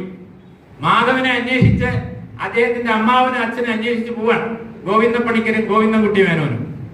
അങ്ങനെ മാധവനെ കണ്ടുമുട്ടുന്നു. മാധവനെ ബോംബെയിൽ വെച്ച് കണ്ടുമുട്ടിയതിന് ശേഷം അവര് മൂന്നാളും കൂടി ഒരു രാത്രി നടത്തുന്ന സംഭാഷണമാണ് 18-ാം അധ്യായം. ഇന്ത്യയിലെ ഇന്ത്യൻ നാഷണൽ കോൺഗ്രസ് വേണോ വേണ്ടയോ, ഈ പറഞ്ഞ പോലെ യുക്തിവാദം ശരിയോ തെറ്റോ, ദൈവം ഉണ്ടോ ഇല്ലേ, പ്രാർത്ഥിക്കേണ്ടതുണ്ടോ ഇല്ലേ, ശാസ്ത്രം ശരിയോ തെറ്റോ, ബ്രിട്ടീഷുകാർ നല്ലവരോ ചീത്തവരോ, ഇതൊക്കെ ചർച്ച ചെയ്യുന്ന ഒരു അധ്യായമാണ് 18-ാം അധ്യായം. അപ്പൊ കഥ വായിച്ചിട്ട് ഇനിയിപ്പോ മാധവൻ നാട്ടിലേക്ക് തിരിച്ചു വരുമോ, ഇന്ദുലേഖനെ കല്യാണം കഴിക്കോ എന്നൊക്കെ ആകാംക്ഷയോടുകൂടി കാത്തിരിക്കുന്ന വായനക്കാരുടെ മുന്നിൽ ഈ സൈദ്ധാന്തികവും രാഷ്ട്രീയവുമായ ചർച്ച എന്തിന് കയറ്റി വെച്ചു എന്ന് നോവലിനെ കുറിച്ച് പഠിച്ച വലിയ സൗന്ദര്യാത്മക വിമർശകരൊക്കെ ചോദിച്ചിട്ടുണ്ട്. 18-ാം അധ്യായം ഈ ഇതിവൃത്തത്തിനകത്തെ ഒരു ശിലാഖണ്ഡമാണ്. ഒഴുകുന്ന പുഴയ്ക്ക് കുറുകിൽ ഒരു കല്ല് വന്ന് നിൽക്കുന്നത് പോലെ ആ കഥയുടെ രസച്ചരട് മുറിക്കുന്ന ഒന്നാണ് 18-ാം അധ്യായം എന്ന് പലരും പറഞ്ഞു. പക്ഷെ ആ 18-ാം അധ്യായമാണ് ആ നോവലിന്റെ ഹൃദയമെന്ന് ഒരേ ഒരാളാണ് അക്കാലത്ത് പറഞ്ഞത്. അത് EMS ആണ്. അദ്ദേഹം പറഞ്ഞു ആ നോവലിലെ ഏറ്റവും പ്രധാനപ്പെട്ട ഭാഗം ആ 18-ാം അധ്യായമാണ്. ആ കാലഘട്ടത്തിൽ മലയാളത്തിൽ ജീവിച്ചിരുന്ന സവർണ ഈ പറഞ്ഞ പുരുഷന്മാർ, വിദ്യാഭ്യാസ യോഗ്യത കിട്ടിയ സവർണ കുലത്തിൽ നിന്നും മറ്റും വന്ന പുരുഷന്മാർ എങ്ങനെയാണ് സമൂഹത്തെ നോക്കിക്കണ്ടതെന്നും എങ്ങനെയാണ് അവരിൽ നിന്നൊരു പുതിയ ബുദ്ധിജീവി വർഗം ഉണ്ടായി വരുന്നത് എന്നും അറിയാൻ ഒരുപക്ഷെ ഒരു ചരിത്ര പുസ്തകത്തെക്കാൾ നമ്മെ സഹായിക്കുക 18-ാം അധ്യായമാണ് എന്ന് EMS പറയുന്നുണ്ട്. അതുകൊണ്ട് നോവലിനകത്ത് ചരിത്രം കടന്നു വരുമ്പോ അത് പലപ്പോഴും നാം കരുതുന്നതിനേക്കാൾ വലിയ ചരിത്രപരമായ ഒരു ദൗത്യം നിർവഹിക്കുന്നുണ്ട് എന്നതുപോലെ തന്നെ ഈ നോവലിനകത്ത് 1862 പുറത്തിറങ്ങിയ പുസ്തകത്തിലെ ഈ വാട്ടർലൂ യുദ്ധത്തെ പറ്റിയുള്ള ഈ വിശദമായ അധ്യായം വാസ്തവത്തിൽ ഇതിവൃത്ത ഘടനയ്ക്ക് ഭംഗം സൃഷ്ടിക്കുന്നുണ്ടോ എന്നതിലപ്പുറം അത് ആ കാലഘട്ടത്തിലെ സൂക്ഷ്മമായ ചലനങ്ങളെ മനസ്സിലാക്കാൻ നമ്മളെ സഹായിക്കുന്ന ഒന്നാണ്. വിക്ടർ ഹ്യൂഗോയുടെ രചനകളെ കുറിച്ചുള്ള ഏറ്റവും പ്രധാനപ്പെട്ട ഒരു നിരീക്ഷണം, ഒരു ക്യാമറ പോലെയാണ് നമ്മൾ ഒരു നോവലിസ്റ്റിന്റെ കണ്ണ് എങ്കിൽ വിക്ടർ ഹ്യൂഗോയുടെ ക്യാമറയുടെ പ്രത്യേകത അദ്ദേഹം പാരീസിലെ ഒരു നഗരത്തിന്റെ മൂലയിൽ വീണ് കിടക്കുന്ന ഒരു നാണയത്തിലേക്കും അവിടെ ഒളിച്ചു വെച്ചിരിക്കുന്ന ഒരു കീറച്ചാക്കിലേക്കും അദ്ദേഹത്തിന്റെ ക്യാമറ തിരിക്കുന്നത് പോലെ തന്നെ വാട്ടർലൂ പോലെയുള്ള ഒരു വലിയ ക്യാൻവാസിലേക്കും അദ്ദേഹത്തിന്റെ ക്യാമറ തിരിയുന്നത് കാണാം. അങ്ങനെ സൂക്ഷ്മമായ നിരീക്ഷണങ്ങൾ തുടങ്ങി സ്ഥൂലമായ വിവരണങ്ങൾ വരെ ഈ നോവലിന്റെ സവിശേഷതയാണ് എന്ന് ഈ നോവലിനെ കുറിച്ച് പഠിച്ചവർ സൂചിപ്പിച്ചിട്ടുണ്ട്. അപ്പോ ഇതിൽ ഏറ്റവും പ്രധാനപ്പെട്ട ഒരു കാര്യമാണ് വാട്ടർലൂ യുദ്ധത്തെ കുറിച്ച് പറഞ്ഞതിന് ശേഷം അദ്ദേഹം പറയുന്നത് പ്രകൃതി എന്ന് പറയുന്നത് നിഷ്പക്ഷമായി നിൽക്കുന്ന ഒന്നല്ല, അത് ചരിത്രത്തിന്റെ നിർവാഹകത്വം ഏറ്റെടുക്കുന്നുണ്ട്. A silent participant in human destiny എന്നാണ് അദ്ദേഹം പറയുന്നത്. അതായത് മനുഷ്യരുടെ വിധിയിൽ ഇടപെടുന്ന ഒരു നിശബ്ദമായ പങ്കാളിയാണ് പ്രകൃതി എന്ന് വിക്ടർ ഹ്യൂഗോ തന്റെ ഈ നോവലിലെ ഈ അധ്യായത്തിൽ സൂചിപ്പിക്കുന്നുണ്ട്. ഈ നോവലിന്റെ വാസ്തവത്തിൽ നമുക്കൊക്കെ അറിയാവുന്ന പോലെ ജീൻ വാൾജീൻ എന്ന് പറയുന്ന കഥാപാത്രമാണ് പ്രധാനപ്പെട്ട കഥാപാത്രം. ആ കഥാപാത്രത്തെ അദ്ദേഹത്തിന് എവിടുന്നാണ് കിട്ടിയത് എന്നത് വളരെ പ്രധാനപ്പെട്ട ഒരു ചോദ്യമാണ്. അതിന് അദ്ദേഹം മറുപടി പറയുന്നുണ്ട്. 1829 ഫ്രാൻസിലെ ഒരു പത്രത്തിൽ വന്ന വാർത്തയാണ് വിക്ടർ ഹ്യൂഗോ ഈ കഥാപാത്രത്തെ കണ്ടെത്തുന്നതിന് നിമിത്തമായിരുന്നു. അതായത് പാരീസിലെ ഒരു കടയിൽ നിന്ന് ഒരു കഷ്ണം റൊട്ടി മോഷ്ടിച്ചതിന് ഒരു പാവപ്പെട്ട തൊഴിലാളിയെ കോടതി വർഷങ്ങളോളം കഠിന തടവിന് ശിക്ഷിച്ചതാണ്. ആ വാർത്തയാണ് വിക്ടർ ഹ്യൂഗോവിനെ ഈ നോവൽ എഴുതാൻ പ്രേരിപ്പിച്ചത്. ഒരു കഷ്ണം റൊട്ടി. അപ്പൊ അതിന്റെ അർത്ഥം എന്താ? ആ കാലഘട്ടത്തിൽ പാരീസിൽ ജീവിച്ചിരുന്ന ഫ്രാൻസിൽ ജീവിച്ചിരുന്ന തൊഴിലാളികൾക്ക് അവരുടെ തൊഴിൽ കൊണ്ട് അധ്വാനം കൊണ്ട് ഒരു നേരത്തെ ഭക്ഷണം പോലും കഴിക്കാൻ കഴിയാതിരുന്ന ഒരു കാലത്ത് അടിമകളായി ജീവിച്ചിരുന്ന മനുഷ്യരുടെ ഇടയിൽ ചിലർ മോഷ്ടാക്കളായി തീരുകയും അങ്ങനെ മോഷ്ടാക്കളാണ് എന്ന് പോലീസ് കണ്ടെത്തി കഴിഞ്ഞാൽ അവരെ അതിക്രൂരമായി ശിക്ഷിക്കുകയും ചെയ്യുന്ന ഒരു രീതി വാസ്തവത്തിൽ ഈ ഫ്രാൻസിൽ ഉണ്ടായിരുന്നു. അത് ഒരു പത്രവാർത്തയിലൂടെയാണ് ഹ്യൂഗോയുടെ ശ്രദ്ധയിലേക്ക് വരുന്നത്. അങ്ങനെ നിയമം എന്നാൽ എന്താണ്, നീതി എന്നാൽ എന്താണ് എന്ന ചോദ്യമാണ് ഹ്യൂഗോ ഉന്നയിക്കുന്നത്. ഈ ചോദ്യം ഉന്നയിച്ച ഒരാൾ ഇന്ത്യയിൽ ഉണ്ടായിരുന്നു. അദ്ദേഹത്തിന്റെ പേര് മഹാത്മാഗാന്ധി എന്നാണ്. മഹാത്മാഗാന്ധി ഇതേ ചോദ്യം ചോദിച്ചിട്ടുണ്ട്. നീതിയും നിയമവും ഒന്നല്ല, എവിടെ നീതി നിഷേധിക്കപ്പെടുന്നുണ്ടോ അവിടെ ഞങ്ങൾ നിയമം ലംഘിക്കും എന്ന് അദ്ദേഹം പറഞ്ഞിട്ടുണ്ട്.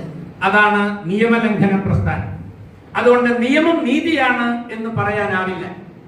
നിയമം പാലിക്കുന്നു എന്നതിനർത്ഥം നീതി നടപ്പാവുന്നു എന്നല്ല. പലപ്പോഴും നീതി എവിടെയാണ്, നിയമം എവിടെയാണ് എന്നത് നമുക്ക് സംശയമാണ്. അതുകൊണ്ടാണ് ബാബറി പള്ളി പൊളിച്ചെടുത്ത് നിങ്ങൾക്ക് ക്ഷേത്രം പണിയാം എന്ന് ഒരു നിയമത്തിലൂടെ ഒരു കോടതി പറഞ്ഞാലും അത് നീതിയാണ് എന്ന് നമുക്ക് തോന്നാത്തത്. അതുപോലെ നിരവധി സ്ത്രീകൾ അവർക്കേറ്റ ദുരന്തങ്ങളുടെയും അവർ അനുഭവിച്ച യാതനയുടെയും പ്രയാസങ്ങളുമായി കോടതിയെയോ നിയമത്തെയോ സമീപിക്കുമ്പോൾ പലപ്പോഴും അതിലെ യഥാർത്ഥ കുറ്റവാളികൾ ശിക്ഷിക്കപ്പെടാതെ രക്ഷപ്പെടുന്ന എത്രയോ സംഭവങ്ങളുണ്ട്. എന്തുകൊണ്ടാണ് അങ്ങനെ സംഭവിക്കുന്നത്? നമ്മുടെ നിയമങ്ങൾക്ക് ഒരിക്കലും നീതിയുക്തമാവാൻ സാധിക്കുന്നില്ല എന്നതുകൊണ്ടാണ്. അങ്ങനെ ഇന്നും പ്രസക്തമായൊരു സാമൂഹ്യ വിഷയമാണ് നീതിയും നിയമവും തമ്മിലുള്ള വൈരുദ്ധ്യം. ആ വൈരുദ്ധ്യത്തെ തന്നെയാണ് വാസ്തവത്തിൽ ഈ നോവലിലൂടെ വിക്ടർ ഹ്യൂഗോ ആവിഷ്കരിക്കാൻ ശ്രമിക്കുന്നത്. അപ്പോ ജീൻ വാൽജീൻ ചെയ്തത് നിയമത്തിന്റെ കണ്ണിൽ തെറ്റാണ്, മോഷ്ടിക്കാൻ പാടില്ല. പക്ഷേ വിശന്നു പൊരിഞ്ഞ ആ മനുഷ്യൻ ഒരു കഷ്ണം റൊട്ടി മോഷ്ടിക്കുന്നത് വാസ്തവത്തിൽ അയാൾക്ക് വിശക്കാതിരിക്കാൻ എന്തെല്ലാം ചെയ്യണമോ അതൊന്നും ചെയ്യാത്ത ഭരണകൂടമല്ലേ അവിടെ കുറ്റവാളി. യഥാർത്ഥത്തിൽ ജീൻ വാൽജീനെ മോഷ്ടാവാക്കിയത് ആരാണ്? മോഷ്ടാവാക്കിയത് അത് അയാളുടെ സാമൂഹ്യ വ്യവസ്ഥിതിയാണ്. അപ്പൊ സാമൂഹ്യ വ്യവസ്ഥിതിയാണ് മനുഷ്യനെ കള്ളനാക്കുന്നത്, മനുഷ്യനെ ചീത്തയാക്കുന്നത്. അതല്ലാതെ അയാൾ കള്ളനായി ജനിച്ച, കള്ളനായി തന്നെ മരിക്കാൻ വിധിക്കപ്പെട്ട ഒരാളല്ല. അയാളെ നിങ്ങൾക്ക് മാറ്റിയെടുക്കാൻ കഴിയും. അങ്ങനെ അയാളെ മാറ്റിയെടുക്കുന്ന ഒരു പുരോഹിതനെയാണ് പിന്നീട് നാം ആ നോവലിൽ കാണുന്നത്. അങ്ങനെയാണ് ഈ ബിഷപ്പ് മീരിയൽ, ബിഷപ്പ് മീരിയൽ എന്ന അതിലെ പ്രധാനപ്പെട്ട ഒരു കഥാപാത്രം കടന്നു വരുന്നു. അതില് ഈ കാര്യം വളരെ ശ്രദ്ധിക്കേണ്ടതാണ്. ഈ ജീൻ വാൽജീൻ ഒരു ദിവസം അരമനയിൽ കയറുകയും, നമ്മൾ സ്കൂളിൽ പഠിച്ച കഥയാണ്. ആ അരമനയിൽ കയറി അവിടെ നിന്ന് വെള്ളിപ്പാത്രങ്ങളും അതുപോലെ തന്നെ മറ്റ് സംഗതികളൊക്കെ മോഷ്ടിച്ച് കടന്നു പോകുമ്പോൾ അയാളെ പോലീസ് പിടിക്കുകയും ആ പോലീസ് അറസ്റ്റ് ചെയ്ത് തെളിവെടുപ്പിന് വേണ്ടി വീണ്ടും അരമനയിലേക്ക് കൊണ്ടുവരുമ്പോൾ പള്ളിയിൽ അച്ഛൻ പറയും, ഈ ബിഷപ്പ് പറയും, അതൊക്കെ ഞാൻ അവന് കൊടുത്തതാണല്ലോ, നിങ്ങൾ എന്തിനാണ് അവനെ അറസ്റ്റ് ചെയ്തത് എന്ന് ചോദിക്കുകയും അയാളെ കുറ്റവിമുക്തനാക്കുകയും ചെയ്യും. അതിനുശേഷം അത് ഇവനൊരു പുതിയ അനുഭവമായിരുന്നു. സമൂഹത്തിൽ ആദ്യമായിട്ടാണ് ജീവിതത്തിൽ ഒരാൾ തന്നോട് താൻ തെറ്റ് ചെയ്തിട്ടും അത് തെറ്റല്ലെന്നും ആ തെറ്റിനെ സാധൂകരിക്കും വിധം തന്നോടൊപ്പം നിൽക്കുകയും തന്റെ മോഷണത്തിന് കൂട്ടുനിന്ന ആദ്യത്തെ ആൾ വാസ്തവത്തിൽ ഈ ലോഹയിട്ട ഒരു ബിഷപ്പാണ് എന്നതാണ്. മോഷണത്തിന് കൂട്ടുനിൽക്കുകയാണ് വാസ്തവത്തിൽ അയാൾ ചെയ്തത്. നിയമത്തിന്റെ കണ്ണിൽ നോക്കിയാൽ ബിഷപ്പ് ചെയ്തത് തെറ്റാണ്, എന്നാൽ അയാൾ നീതിക്കൊപ്പമാണെന്ന്. അങ്ങനെ നീതിക്കൊപ്പം നിൽക്കുന്ന ബിഷപ്പാണ് ജീൻ വാൽജീനെ മാറ്റുന്നത്. 19 വർഷം കഠിന തടവിന് വിധിക്കപ്പെട്ട ജീൻ വാൽജീൻ തടവ് ചാടിയിട്ടും യാതൊരു മാറ്റവും അയാളുടെ ജീവിതത്തിൽ ഉണ്ടായില്ല. അതെ, 19 കൊല്ലം അയാളെ തടവിലിട്ട് എന്തിനാ? സ്വഭാവം മാറ്റാനാ. ഒരു മാറ്റവും അയാൾക്ക് ഉണ്ടായില്ല. എന്നാൽ ഒരൊറ്റ രാത്രി കൊണ്ട് ആ പിതാവ് ഈ ജീൻ വാൽജീനെ ആകെ മാറ്റി തീർത്തു. ജീൻ വാൽജീനോട് അയാൾ പറഞ്ഞ ഒരു വാചകം വളരെ പ്രധാനപ്പെട്ട ഒരു വാചകമാണ്. അത് മാത്രം ഞാനൊന്ന് വായിക്കാം. പാവങ്ങളുള്ളതാണ്. നാലപ്പട്ട നാരായണനെ ട്രാൻസ്ലേറ്റ് ചെയ്ത ഇവിടെ കാണുന്നതെല്ലാം നിങ്ങളുടേതാണ്. ഈ പുരോഹിതൻ ഈ ബിഷപ്പ് ജീൻ വാൽജീനോട് പറയാം, ഇവിടെ കാണുന്നതെല്ലാം നിങ്ങളുടേതാണ്. നിങ്ങളുടെ പേര് അറിഞ്ഞിട്ട് എനിക്കെന്താ ആവശ്യം എന്ന് മാത്രമല്ല, നിങ്ങൾ പറയുന്നതിന് മുമ്പ് തന്നെ നിങ്ങൾക്കുള്ളൊരു പേര് എനിക്കറിയാമായിരുന്നു. അതാ ഉടനെ നേരോ നിങ്ങൾക്ക് എന്റെ പേര് അറിയാമായിരുന്നു. അപ്പൊ അതിന് മറുപടിയായിട്ട് അദ്ദേഹം പറയുന്നത്, നിങ്ങളുടെ ആ പേര് എന്റെ സഹോദരൻ എന്നാകും. എന്തൊരു മനോഹരമായ വാക്കാണ്. ഒരു കള്ളനെ ഈ പാതിരി സഹോദരനായി പരിഗണിച്ചു എന്നതാണ് ആ നോവലിന്റെ കേന്ദ്ര പ്രമേയം. നമുക്കറിയാം, ഈ സർവമത സമ്മേളനം ആദ്യമായിട്ട് നടന്നത് ചിക്കാഗോയിലാണ്. ചിക്കാഗോയിൽ ചെന്ന് ഇന്ത്യൻ സന്യാസിമാരെ പ്രതിനിധീകരിച്ചുകൊണ്ട് ചെന്നെത്തിയ വിവേകാനന്ദൻ അവിടെ പ്രസംഗിക്കാൻ ചെന്നപ്പോ അവിടെ കൂടിയിരുന്ന മനുഷ്യരെ അഭിസംബോധന ചെയ്തുകൊണ്ട് സംസാരിച്ചത് അമേരിക്കയിലുള്ള എന്റെ സഹോദരി സഹോദരന്മാരെ എന്നാണ്. ആ ഒരൊറ്റ വാക്കുകൊണ്ട് ആ സർവമത സമ്മേളനത്തിന്റെ മുഴുവൻ ശ്രദ്ധാകേന്ദ്രമായി തീർന്നു വിവേകാനന്ദൻ. നമുക്കറിയാം, അരുവിപ്പുറത്ത് പ്രതിഷ്ഠ നടത്തിയതിനു ശേഷം അവിടുത്തെ മതിൽക്കെട്ടിൽ നാരായണ ഗുരു എഴുതി വെച്ചത്, ജാതിഭേദം മതദ്വേഷം ഏതുമില്ലാതെ സർവരും സോദരത്വേന വാഴുന്ന മാതൃകാസ്ഥാനം എന്നാണ്. സഹോദരി സഹോദരന്മാരാകുവിൻ എന്നാണ് ആഹ്വാനം. അദ്ദേഹത്തിന്റെ ശിഷ്യൻ അയ്യപ്പൻ ഒരു പത്രം തുടങ്ങിയപ്പോ അതിനിട്ട പേര് സഹോദരൻ എന്നായിരുന്നു. നമ്മുടെ ഈ രാജ്യത്തിന്റെ പ്രതിജ്ഞ, 1ാം ക്ലാസ് മുതൽ നമ്മൾ സ്കൂളിൽ ചൊല്ലിക്കൊണ്ടിരിക്കുന്ന പ്രതിജ്ഞ, ഇന്ത്യ എന്റെ രാജ്യമാണ്, എല്ലാ ഇന്ത്യക്കാരും എന്റെ സഹോദരി സഹോദരന്മാരാണ്. അങ്ങനെ ഈ പറഞ്ഞ 1920കളിൽ കേരളത്തിൽ ഉടനീളം മുഴങ്ങിക്കേട്ട ഏറ്റവും രാഷ്ട്രീയ സാന്ദ്രതയുള്ള സംജ്ഞയാണ് സഹോദരൻ എന്നത്. അതേ സംജ്ഞ ഈ നോവലിലും കടന്നു വന്നിട്ടുണ്ട്. നിങ്ങളുടെ പേര് എന്റെ സഹോദരൻ എന്നല്ലേ എന്ന് ചോദിക്കും. അപ്പൊ ഈ സാഹോദര്യഭാവം വളരെ പ്രധാനപ്പെട്ടതാണ്. എല്ലാ വിഭവങ്ങളും പങ്കുവെക്കുമ്പോഴാണ് സാഹോദര്യഭാവം ഉണ്ടാവുന്നത്. അത് വളരെ പ്രധാനമാണ്. സമത്വം, സ്വാതന്ത്ര്യം, സാഹോദര്യം. നേരത്തെ ഫ്രഞ്ച് വിപ്ലവത്തിന്റെ ആശയങ്ങളെ കുറിച്ച് പറഞ്ഞില്ലേ? അത് തന്നെയാണ് നമ്മുടെ ഭരണഘടനയുടെ ആഴത്തിലുള്ള 3 കല്ലാണത്. ആ കല്ലിന്റെ മുകളിലാണ് ഭരണഘടന പടുത്തുയർത്തിയിരിക്കുന്നത്. ഈ രാജ്യം നിലനിൽക്കുന്നത് ആ 3 വാക്കിന്റെ മുകളിലാണ്. സ്വാതന്ത്ര്യം, സമത്വം, സാഹോദര്യം. ഈ സമൂഹത്തിലുള്ള മുഴുവൻ മനുഷ്യരും എന്റെ സഹോദരി സഹോദരന്മാരാണെന്ന് പറഞ്ഞ അർത്ഥം എന്താ? ഈ എനിക്കുള്ള എല്ലാ സ്വാതന്ത്ര്യം ആ മനുഷ്യർക്കും ഉണ്ട്. എല്ലാ വിഭവങ്ങളും അവർക്കും അവകാശപ്പെട്ടതാണ്. എല്ലാ അധികാരത്തിലും അവർക്കും പങ്കാളിത്തമുണ്ട്. അങ്ങനെ അധികാരത്തിലും വിഭവത്തിലും തുല്യ പങ്കാളിത്തമുള്ള ഒന്നിനെയാണ് നമ്മൾ സാഹോദര്യം എന്ന് പറയുന്നത്. ആ സാഹോദര്യത്തിന് വേണ്ടി മലയാളികളും ഇന്ത്യക്കാർ സാമാന്യമായി സമരം ചെയ്തുകൊണ്ടിരുന്ന ഒരു കാലത്താണ് പാവങ്ങൾ എന്ന നോവൽ നമ്മുടെ ഭാഷയിലേക്ക് കടന്നു വരുന്നത് എന്നാണ് ഞാൻ പറഞ്ഞതിന്റെ അർത്ഥം. അപ്പൊ അതുകൊണ്ട് ഈ നോവലിന്റെ രാഷ്ട്രീയ പ്രാധാന്യം മനസ്സിലാക്കാൻ ഇത്തരത്തിലുള്ള സൂചനകൾ നമ്മളെ സഹായിക്കും എന്നാണ് പറഞ്ഞതിന്റെ അർത്ഥം. അങ്ങനെ ഈ മോഷ്ടിച്ച റൊട്ടി എന്ന് പറയുന്നത് പിന്നീട് മലയാള സാഹിത്യത്തിലെ ഒരു പ്രധാനപ്പെട്ട പ്രമേയമാണ്. കള്ളന്മാര് പ്രമേയമായി വരുന്ന എത്ര സാഹിത്യ രചനകളാണ് മലയാളത്തിൽ ഉണ്ടായിട്ടുള്ളത്? അതാ നമുക്കറിയാവുന്ന പോലെ ജീവിക്കാൻ വേണ്ടി ശരീരം വിൽക്കുന്ന സ്ത്രീകളെ കുറിച്ച് ധാരാളം നാടകങ്ങളും നോവലുകളും മലയാളത്തിൽ ഉണ്ടായിട്ടുണ്ട്. ഏതാണ്ട് ഒരു 50 വയസ്സിന് മുകളിലുള്ള പ്രായത്തിലുള്ള ഇവിടെ ഇരിക്കുന്ന ആളുകൾ കണ്ട എത്രയോ നാടകം. അത് ഞാൻ പറയുന്നത് പ്രഗത്ഭരായ ആളുകളുടെ നാടകം മാത്രമല്ല, ഈ ഉത്സവപ്പറമ്പിലും അതുപോലെ കലാസമിതിയുടെ വാർഷികത്തിലൊക്കെ കളിച്ച നാടകങ്ങളിൽ എത്രയോ നാടകങ്ങളിൽ ഈ സെക്സ് വർക്കേഴ്സിനെ കഥാപാത്രങ്ങളാക്കി അവതരിപ്പിച്ചിട്ടുണ്ട്. ജീവിക്കാൻ നിവൃത്തിയില്ലാത്തത് കൊണ്ട് ഈ ശരീരം തന്നെ വിൽക്കേണ്ടി വരുന്ന സ്ത്രീകൾ. അങ്ങനെ ഒരു സ്ത്രീയെ കുറിച്ച് മലയാളത്തിൽ ആദ്യമായി ഒരു കഥ പറയുന്നത് പാവങ്ങൾ എന്ന നോവലാണ്. അതുകൊണ്ട് അത് ഫ്രാൻസിൽ എഴുതപ്പെട്ട നോവലല്ല, അത് മലയാളിയുടെ സ്വന്തം നോവലാണ്. അതാ അങ്ങനെയാണ് മലയാളി അതിനെ സ്വീകരിച്ചത്. കാരണം തന്റെ ചുറ്റും ഇങ്ങനെയുള്ള സ്ത്രീകളെ കാണുന്നു, തന്റെ ചുറ്റും ഈ പറഞ്ഞ വിശക്കുന്ന മനുഷ്യരെ കാണുന്നു. അവരെ പറ്റിയൊന്നും മലയാള സാഹിത്യത്തിൽ ഒന്നുമില്ല. ആകെയുള്ളത് ഇന്ദുലേഖയാണ്. ഇന്ദുലേഖന്റെ ശരീരം തുടങ്ങണ എവിടെയാണ്, മറ്റേ സ്വർണ്ണ കസവ് അവസാനിക്കുന്ന എവിടെയാണെന്ന് അറിയില്ല എന്ന് പറയുന്ന മട്ടിലുള്ള ഈ മാഞ്ഞാലൻ നോവലുകളാണ് അക്കാലത്തുണ്ടായിരുന്നത്. അതൊന്നും ഇവിടുത്തെ തൊഴിലാളികളെ സംബന്ധിച്ചിടത്തോളം അവരുടെ ജീവിതാനുഭവമല്ല. ഈ സവർണ നായന്മാരുടെ കഥയാണ് ഇന്ദുലേഖ. അപ്പോഴാണ് തൊഴിലാളിയുടെ കഥ, ജീവിക്കാൻ വയ്യാത്തവന്റെ കഥ, ദാരിദ്ര്യം അനുഭവിക്കുന്നവന്റെ കഥ, ശരീരം വിൽക്കേണ്ടി വന്ന സ്ത്രീകളുടെ കഥ. ആ കഥ പറയുന്ന ഒരു നോവലിന് വേണ്ടി കൊതിച്ചിരിക്കുകയായിരുന്നു കേരളത്തിലെ തൊഴിലാളി വർഗം, അധസ്ഥിത വർഗം. അവരുടെ ഇടയിലേക്കാണ് നാലപ്പാട്ട് നാരായണ മേനോൻ ഈ വിവർത്തനവുമായി കടന്നു വന്നത്.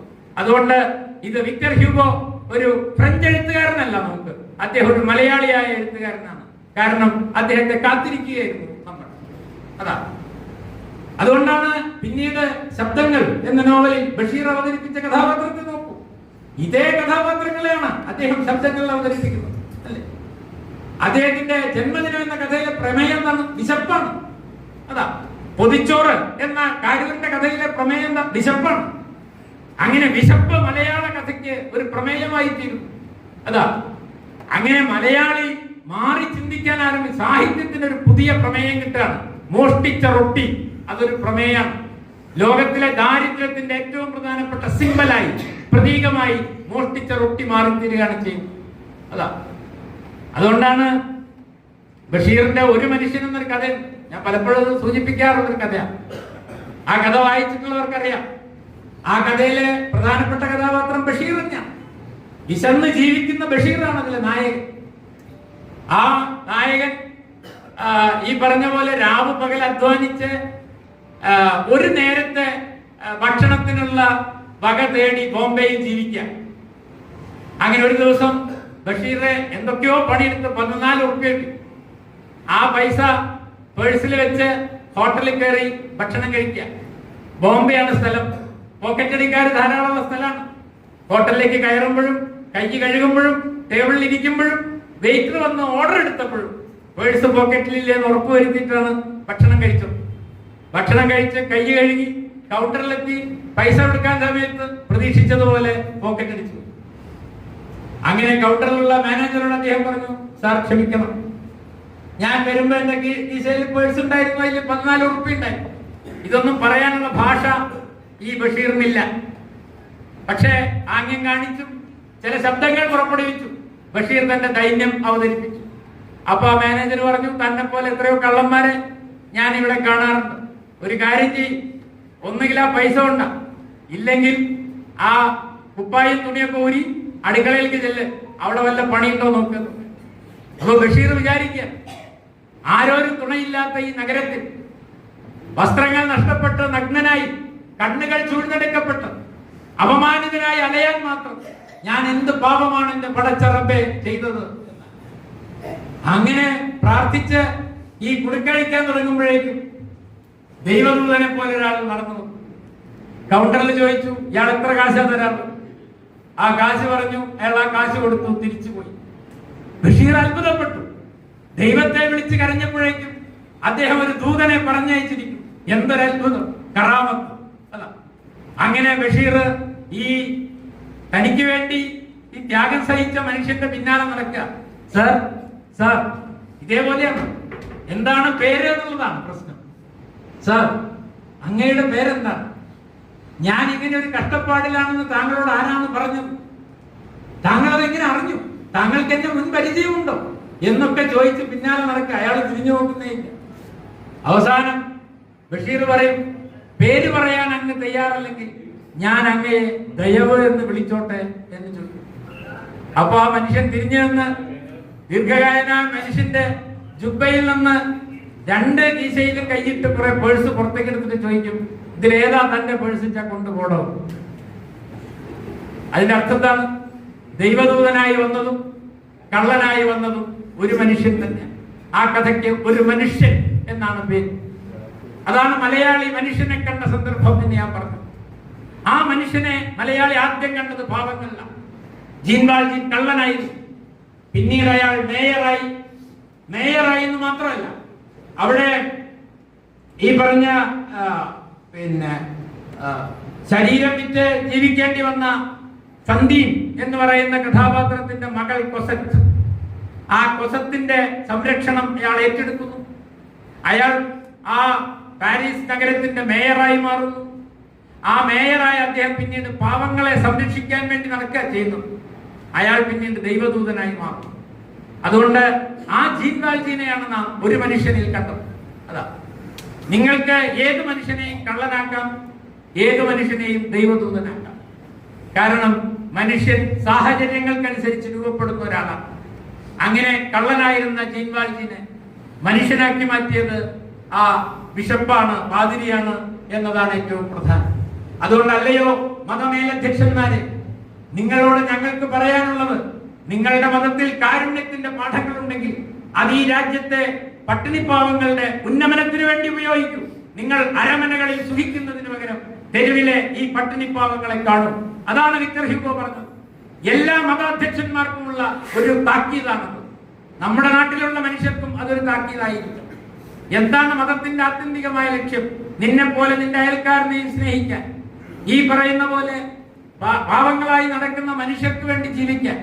അതിന് നിങ്ങൾക്ക് കഴിയാതെ ഈ വർഗീയതയും വിഭാഗീയതയും പരത്തുകയാണോ നിങ്ങളുടെ മതത്തിന്റെ ലക്ഷ്യം എന്ന ചോദ്യം തന്നെയാണ് എത്രയോ നൂറ്റാണ്ട് മുമ്പ്, 100-150 കൊല്ലങ്ങൾക്ക് മുമ്പ് ഒരു പക്ഷേ വിക്ടർ ഹ്യൂഗോ ചോദിച്ചതെന്നാണ് ഞാൻ പറഞ്ഞത്. അതാ, അതുകൊണ്ട് മതത്തെ അതിനകത്തു നിന്ന് തന്നെ തിരുത്തുന്ന ഒരു മതവിശ്വാസി, ഒരു ദൈവവിശ്വാസിയാണ് വാസ്തവത്തിൽ വിക്ടർ ഹ്യൂഗോ. അദ്ദേഹം മതത്തിന്റെ ഒരു ആഭ്യന്തര വിമർശകനായിരുന്നു എന്നാണ് ഞാൻ പറഞ്ഞതിന്റെ അർത്ഥം.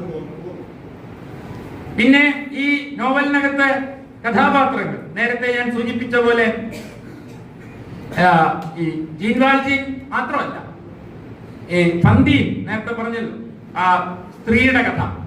അവര് വളരെ യാതനാപൂർണമായ ഒരു ജീവിതമാണ് നയിച്ചത്. അവര് തൊഴിലാളിയായി. അവരുടെ കാമുകൻ അവരെ ഉപേക്ഷിച്ചു. അവർക്കൊരു മകളുണ്ടായി. ആ മകളെ അവസാനം ആ നഗരത്തിലുണ്ടായിരുന്ന തെനാർട്ടിയർ എന്ന് പറയുന്ന ഒരു മദ്യവിൽപ്പനക്കാരന്റെ സംരക്ഷണയിൽ വിടുകയാണ് ചെയ്യുന്നത്. വാസ്തവത്തിൽ തെനാർട്ടിയർ ആണ് ഈ സന്ധ്യനെ പുലർത്തിയിരുന്നത്. അയാളുടെ മദ്യശാലയിൽ വരുന്നവർക്ക് ശരീരം വിറ്റാണ് അവൾ ജീവിച്ചിരുന്നത്. ഒടുവിൽ അവൾ മരിച്ചു പോവുകയും അവളുടെ സംരക്ഷണത്തിൽ, ഇയാളുടെ സംരക്ഷണത്തിൽ അവളുടെ മകൾ ജീവിക്കുകയും ചെയ്യുന്ന ഒരു സാഹചര്യം ഉണ്ടാവുക. ആ മകളെ ഈ മേയറായിരുന്ന ജീൻ വാൽജീൻ അവിടെ നിന്ന് രക്ഷിക്കുകയും അവൾക്ക് സ്വസ്ഥമായൊരു ജീവിതം ഉണ്ടാകാൻ വേണ്ടി തൻ്റെ ആരോഗ്യവും ആയുസ്സും ധനവും ഒക്കെ ഉപയോഗിക്കുകയും ചെയ്യുന്നതാണ് പിന്നെ നമ്മൾ കാണുന്നത്. അവള് വാസ്തവത്തിൽ അവിടെ ഉണ്ടായിരുന്ന ഒരു ചെറുപ്പക്കാരനുമായിട്ട് പ്രണയത്തിൽ ഏർപ്പെടുന്നുണ്ട്. ഈ പറയുന്ന കൊസത്ത് എന്ന് പറയുന്ന പെൺകുട്ടി, അത് മാരിയൂസ് എന്നാണ് അദ്ദേഹത്തിന്റെ പേര്, ആ ചെറുപ്പക്കാരന്റെ പേര്. ആ മാരിയൂസ് ഒരേ സമയം ഒരു വിപ്ലവകാരിയും ഒരു കാമുകനുമായിരുന്നു. അങ്ങനെ വിപ്ലവത്തിന്റെ തീക്ഷ്ണ സന്ദർഭത്തിൽ, അങ്ങനെ വളരെ തീക്ഷ്ണമായ ഒരു വിപ്ലവത്തെ കുറിച്ചും ഈ നോവലിൽ സൂചിപ്പിക്കുന്നുണ്ട്. തൊഴിലാളികളുടെ നേതൃത്വത്തിൽ നടക്കുന്ന ഒരു വിപ്ലവമാണ്. അങ്ങനെ തൊഴിലാളി വിപ്ലവത്തെ കുറിച്ചുള്ള ഒരു സൂചന ആ നോവലിലുണ്ട്. പക്ഷേ ജീൻ വാൽജീൻ വിപ്ലവത്തിൽ നേരിട്ട് പങ്കെടുക്കുന്നില്ല. ആ വിപ്ലവത്തിൽ നേരിട്ട് പങ്കെടുക്കുന്ന ചെറുപ്പക്കാരനാണ് മാരിയൂസ്. പക്ഷെ ആ മാരിയൂസിനെ ഈ ജീൻ വാൽജീനാണ് രക്ഷിക്കുന്നതും കൊസത്തിനെ ഏൽപ്പിക്കുന്നതും. നിങ്ങളിനി സ്വസ്ഥമായി ജീവിക്കണം എന്നാവശ്യപ്പെടുകയും അവർക്ക് അതിനു വേണ്ട സമ്പത്ത് നൽകുകയോ ഒക്കെ ചെയ്യുകയാണ് പിന്നീട് അദ്ദേഹം ചെയ്യുന്നത്. അങ്ങനെ കൊസത്തിന് വേണ്ടിയാണ് പിന്നീട് ഈ ജീൻ വാൽജീൻ ജീവിക്കുന്നത്. അവളുടെ കാമുകനെ വീണ്ടെടുക്കുകയും അവനോടൊപ്പം ഇവളെ ജീവിക്കാൻ അനുവദിക്കുകയും ചെയ്യുന്നിടത്താണ് ആ വാസ്തവത്തിൽ ആ നോവൽ അവസാനിക്കുന്നത്. അതേസമയം ഈ തെനാർട്ടിയർ ജീൻ വാൽജീനെ കൊല്ലാൻ ശ്രമിക്കുന്നത്. തിന്മയുടെ പ്രതീകമാണ് തെനാർട്ടിയർ. അയാൾ ഒരിക്കലും മാറുന്നില്ല. അയാള് പണം ഉണ്ടാക്കാനും സ്ത്രീകളെ ചൂഷണം ചെയ്യാനും കുട്ടികളെ ചൂഷണം ചെയ്യാനും ഒക്കെ ശ്രമിക്കുന്ന തിന്മയുടെ പ്രതീകമായിട്ടാണ് ആ നോവലിൽ കടന്നു വരുന്നത്. അതിന്റെ നേർ വിപരീതമാണ് ബിഷപ്പ് മീരിയൽ എന്ന് പറയുന്നത്. അദ്ദേഹം നന്മയുടെയും കാരുണ്യത്തിന്റെയും പ്രതീകമാണ് നോവലിൽ. ജീൻ വാൽജീൻ ഇതിന്റെ രണ്ടിന്റെ ഇടയിലാണ് ജീവിച്ചത്. അദ്ദേഹം ആദ്യം തിന്മ ചെയ്തു, പിന്നീട് നന്മയിലേക്ക് മാറിയുമാണ് അദ്ദേഹം കഴിഞ്ഞത് എന്ന് പറയും. അതേസമയം ഈ മാരിയൂസ് എന്ന് പറയുന്ന കഥാപാത്രം, അത് ആ കാലഘട്ടത്തിൽ ജീവിച്ചിരുന്ന ക്ഷുഭിത യൗവനത്തിന്റെ പ്രതീകമാണ്. ഫ്രാൻസിനുണ്ടായിരുന്ന ക്ഷുഭിത യൗവനത്തിന്റെ പ്രതീകമാണ് മാരിയൂസ് എന്ന കഥാപാത്രം. അതേസമയം അതിൽ ഒരു തെരുവ് ബാലനുണ്ട്. അത് വളരെ പ്രധാനപ്പെട്ട ഒരു കഥാപാത്രം. ആ കഥാപാത്രം ഗവറോഷ് എന്ന് പറയുന്ന ഒരു കഥാപാത്രം. ഈ പറയുന്ന തെനാർട്ടിയറിന്റെ മകനാണ് അയാൾ. പക്ഷെ അവനെ ഈ കുട്ടിയാവുമ്പോൾ തന്നെ അയാൾ ഉപേക്ഷിച്ചു. അങ്ങനെ തെരുവിലാണ് അയാൾ ജീവിക്കുന്നത്. അയാളുടെ 2 പെൺകുട്ടികളുണ്ട്, അവരെ അയാൾ ഉപേക്ഷിച്ചു. അങ്ങനെ തെരുവ് കുട്ടികൾ 2-3 ആളുകൾ ആ നോവലിലുണ്ട്. അതിലൊരു കഥാപാത്രമാണ് ഈ ഗവാരഷ് എന്ന് പറയുന്നത്. അയാൾ ഈ വിപ്ലവത്തിൽ പങ്കെടുക്കുന്നു. അയാള് ഈ തൊഴിലാളികൾ നടത്തുന്ന വിപ്ലവത്തിനിടയിൽ തോക്കിലെ തിരകളുടെ എണ്ണം തീരുമ്പോൾ ശത്രുപാളയത്തിൽ പോയി തോക്കിന്റെ തിരകളുമായി വരുന്നതിനിടയിൽ വെടിയേറ്റ് മരിക്കുന്ന തെരുവിലെ ബാലനാണ് ഗവറേഷ്. ആ കഥാപാത്രത്തിന്റെ പ്രത്യേകത ജീൻ വാൽജീൻ ജീവിച്ചതുപോലെയോ അല്ലെങ്കിൽ ഈ പറയുന്ന ഫന്തീൻ ജീവിച്ചിരുന്നത് പോലെയോ അതിനീചമായ സാഹചര്യത്തിലാണ് ആ കുട്ടി ജീവിച്ചിരുന്നതെങ്കിലും അവൻ ഭയങ്കരമായ വിപ്ലവബോധവും ആത്മബോധവും ഉള്ള ഒരു കുട്ടിയായിരുന്നു. അങ്ങനെ തെരുവിൽ നിന്ന് വിപ്ലവകാരികൾ ഉണ്ടായി വരുന്നതിന്റെ പ്രതീകമാണ് ഗവറേഷ് എന്ന് പറയുന്ന കഥാപാത്രം. അങ്ങനെ ലോകത്തെ വിപ്ലവകാരികളെ മുഴുവൻ ആവേശം കൊള്ളിച്ചൊരു നോവലാണ് പാവങ്ങൾ. അതുകൊണ്ടാണ് നമ്മുടെ ഉത്സവപ്പറമ്പുകളിൽ കഥാപ്രസംഗങ്ങളായും നാടകമായും സിനിമ 50 പ്രാവശ്യം ആ നോവൽ സിനിമയായി. 50 സിനിമകൾ ഈ നോവലിനെ കുറിച്ച് ഉണ്ടായിട്ടില്ല. ഇത്രയധികം നോവൽ പരിഭാഷകൾ ഉണ്ടായ ഒരു നോവൽ, സിനിമാ പരിഭാഷകൾ ഉണ്ടായ ഒരു നോവൽ വരുന്നില്ല. 50 സിനിമകൾ ഈ നോവലിനെ കുറിച്ചുണ്ടായിട്ടുണ്ട്. ഈ നോവലിനെ മുൻനിർത്തി സംഗീത ശില്പങ്ങൾ ഉണ്ടായിട്ടുണ്ട്. ഈ നോവലിനെ മുൻനിർത്തി നാടകങ്ങൾ ഉണ്ടായിട്ടുണ്ട്. കാരണം ലോകത്തെ പട്ടിണിപ്പാവങ്ങൾ എല്ലാ കാലത്തും ഈ നോവലിനെ ഹൃദയത്തോട് ചേർത്ത് വെച്ചിട്ടുണ്ട്. അതാണ് അതിൽ ഏറ്റവും പ്രധാനപ്പെട്ട കാര്യം. അങ്ങനെ ഈ നോവലിലെ ഓരോ കഥാപാത്രങ്ങളും വാസ്തവത്തിൽ ചരിത്രത്തിലെ വ്യത്യസ്ത വിഭാഗങ്ങളെ, വ്യത്യസ്ത പ്രവണതകളുടെ പ്രതീകങ്ങളായാണ് പ്രത്യക്ഷപ്പെടുന്നത് എന്ന് സാമാന്യമായി സൂചിപ്പിക്കാം.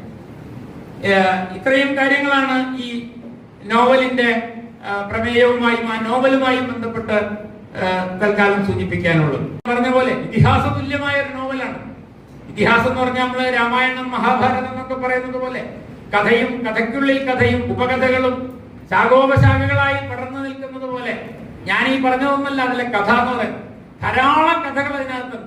അങ്ങനെ കഥ ഒന്നിനോട് ഒന്നായി കൂട്ടിച്ചേർത്ത് ഒട്ടിച്ചു ചേർത്ത് ഉണ്ടാക്കിയ ഒരു മഹാ ഇതിഹാസം പോലുള്ള ഒരു നോവലാണ് ഈ പാവങ്ങൾ എന്നത്.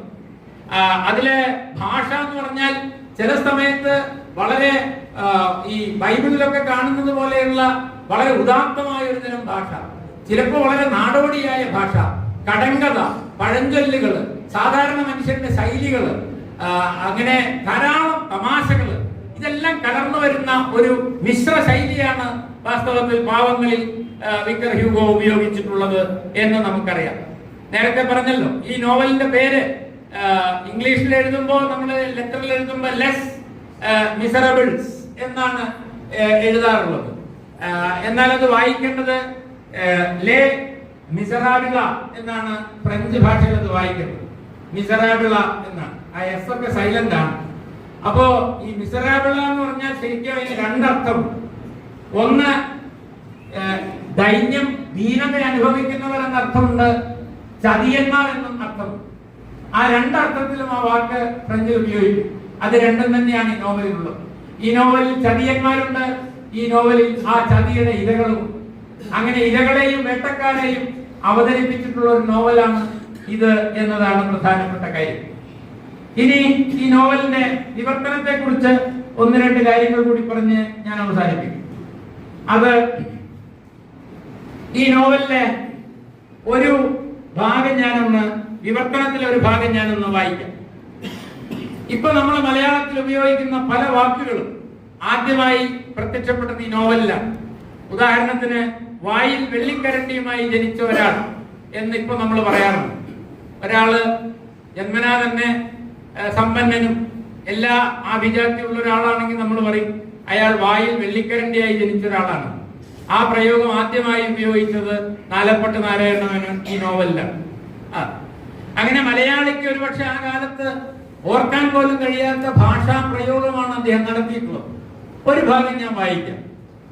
മനുഷ്യന്റെ അന്ധകരണത്തെ കുറിച്ചുള്ള കാവ്യം ഉണ്ടാക്കുന്നത് അത് ഒരൊറ്റയാളെ പറ്റിയുള്ളതായാലും മനുഷ്യരിൽ വെച്ച് അതിനികൃഷ്ടനെ സംബന്ധിച്ചിരുന്നതായാലും കൂടി സർവോത്കൃഷ്ടവും സത്യപ്രതിപാദകവുമായ ഒരു മഹാകാവ്യത്തിൽ ഇണക്കുകയായിരിക്കും. മായാമോഹങ്ങളുടെയും കാമവികാരങ്ങളുടെയും പ്രലോഭനങ്ങളുടെയും കൂടിയ തമോനിബിഡതയാണ് അന്ധക്കരണം. മനോരാജ്യങ്ങളുടെ ചൂളപ്പുര, നമുക്ക് ലജ്ജ തോന്നിക്കുന്ന വികാരങ്ങളുടെ മട, സത്യാഭാസങ്ങളുടെ ചെകുത്താൻ സഭ, വികാരങ്ങളുടെ യുദ്ധക്കളം. ചില സമയങ്ങളിൽ ആലോചനകളിൽ പെട്ടിരിക്കുന്ന ഒരു മനുഷ്യന്റെ കരുവാടിച്ച മുഖത്തെ വിട്ടുകടന്ന് ഒന്ന് പിന്നോക്കം നോക്കുക, ആ ആത്മാവിലേക്ക് സൂക്ഷിച്ചു നോക്കുക, ആ അന്ധകാരത്തിലേക്ക് സൂക്ഷിച്ചു നോക്കുക. അവിടെ ആ ബഹിർഭാഗത്തെ നിശബ്ദതയ്ക്കിടയിൽ ഹോമറുടെ കവിതയിൽ രേഖപ്പെട്ടിട്ടുള്ളവയോടൊത്ത രാക്ഷസ യുദ്ധങ്ങളും മിൽട്ടന്റെ കൃതികളിലെ പോലെ പിശാചുക്കളും ഭയങ്കര ജന്തുക്കളും പ്രേതരൂപി സംഘങ്ങളും തമ്മിലുള്ള ഇടപ്പോരുകളും ദാന്തെ പറയുന്നത് പോലുള്ള മനോരാജ്യ സൃഷ്ടികളുടെ ആവർത്തനങ്ങളും നടക്കുന്നുണ്ടാവും. ഓരോ മനുഷ്യനും തന്നിൽ കൊണ്ടു നടക്കുന്നതും തന്റെ ബുദ്ധിയുടെ ചാബല്യങ്ങളോടും ജീവിതത്തിലെ പ്രവൃത്തികളോടും എതിർവെച്ച് അയാൾ നിരാശതയോടുകൂടി അളന്നു നോക്കുന്നതുമായ ഈ അപാരത എന്തൊരു ഗംഭീര വസ്തുവാണ്. മലയാളി 925 വായിച്ച ഒരു പാരഗ്രാഫാണ്. ഇങ്ങനെ ഒരു പാരഗ്രാഫ് അതിന്റെ മുന്നേ അയാൾ വായിച്ചിട്ടില്ല. എന്താണ് ഇതിന്റെ മനുഷ്യ മനസ്സിനെ പറ്റി പറയണം. മനുഷ്യ മനസ്സിനെ പറ്റി നാലപ്പാട്ട് നാരായണമേനോന്റെ ഏറ്റവും പ്രധാനപ്പെട്ട വേറൊരു കൃതിയാണ് രതി സാമ്രാജ്യം. ഈ ഫ്രോയിഡിന്റെ സൈക്കോളജി ഒരുപക്ഷെ മലയാളത്തിൽ ഇത്ര ശാസ്ത്രീയമായി അവതരിപ്പിച്ച ഒരു പുസ്തകം മറ്റൊന്നില്ല. അവിടെ മതം തന്നെയാണ് വിഷയം. മതപണ്ഡിതന്മാർ എപ്പോഴും പറയുന്നത് ലൈംഗികത എന്ന് പറഞ്ഞാൽ 10-14 വയസ്സാകുമ്പോൾ മനുഷ്യന്റെ ശരീരത്തിലേക്ക് കടന്നു കയറുന്ന ഒരു പാപമാണ്. ആ പാപം ആദ്യം ചെയ്തിട്ടാണ് രണ്ടാൾ പുറത്തായതുള്ളൂ. പിന്നെ ആ പാപം തുടരുന്ന. അതുകൊണ്ട് ലൈംഗികത എന്നതൊരു മഹാപാപമാണ്.